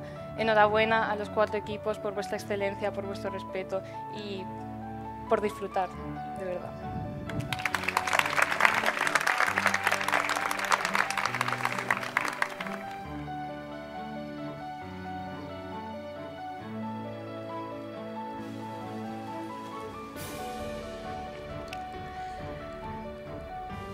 Así pues, el equipo ganador de esta 10ª edición del Torneo de Debate Académico de Málaga es Alta de Oposición, Universidad de Barcelona, Luis Felipe y Fernanda Roy.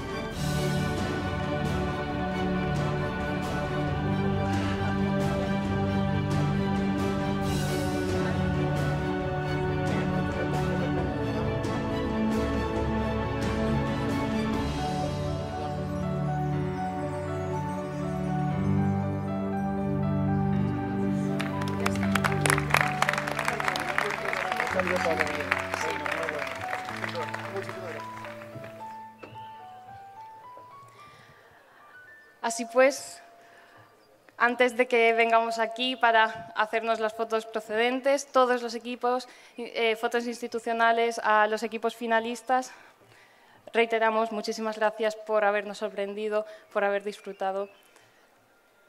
Y con muchísimo orgullo queda clausurada la 10ª edición del TEDAM.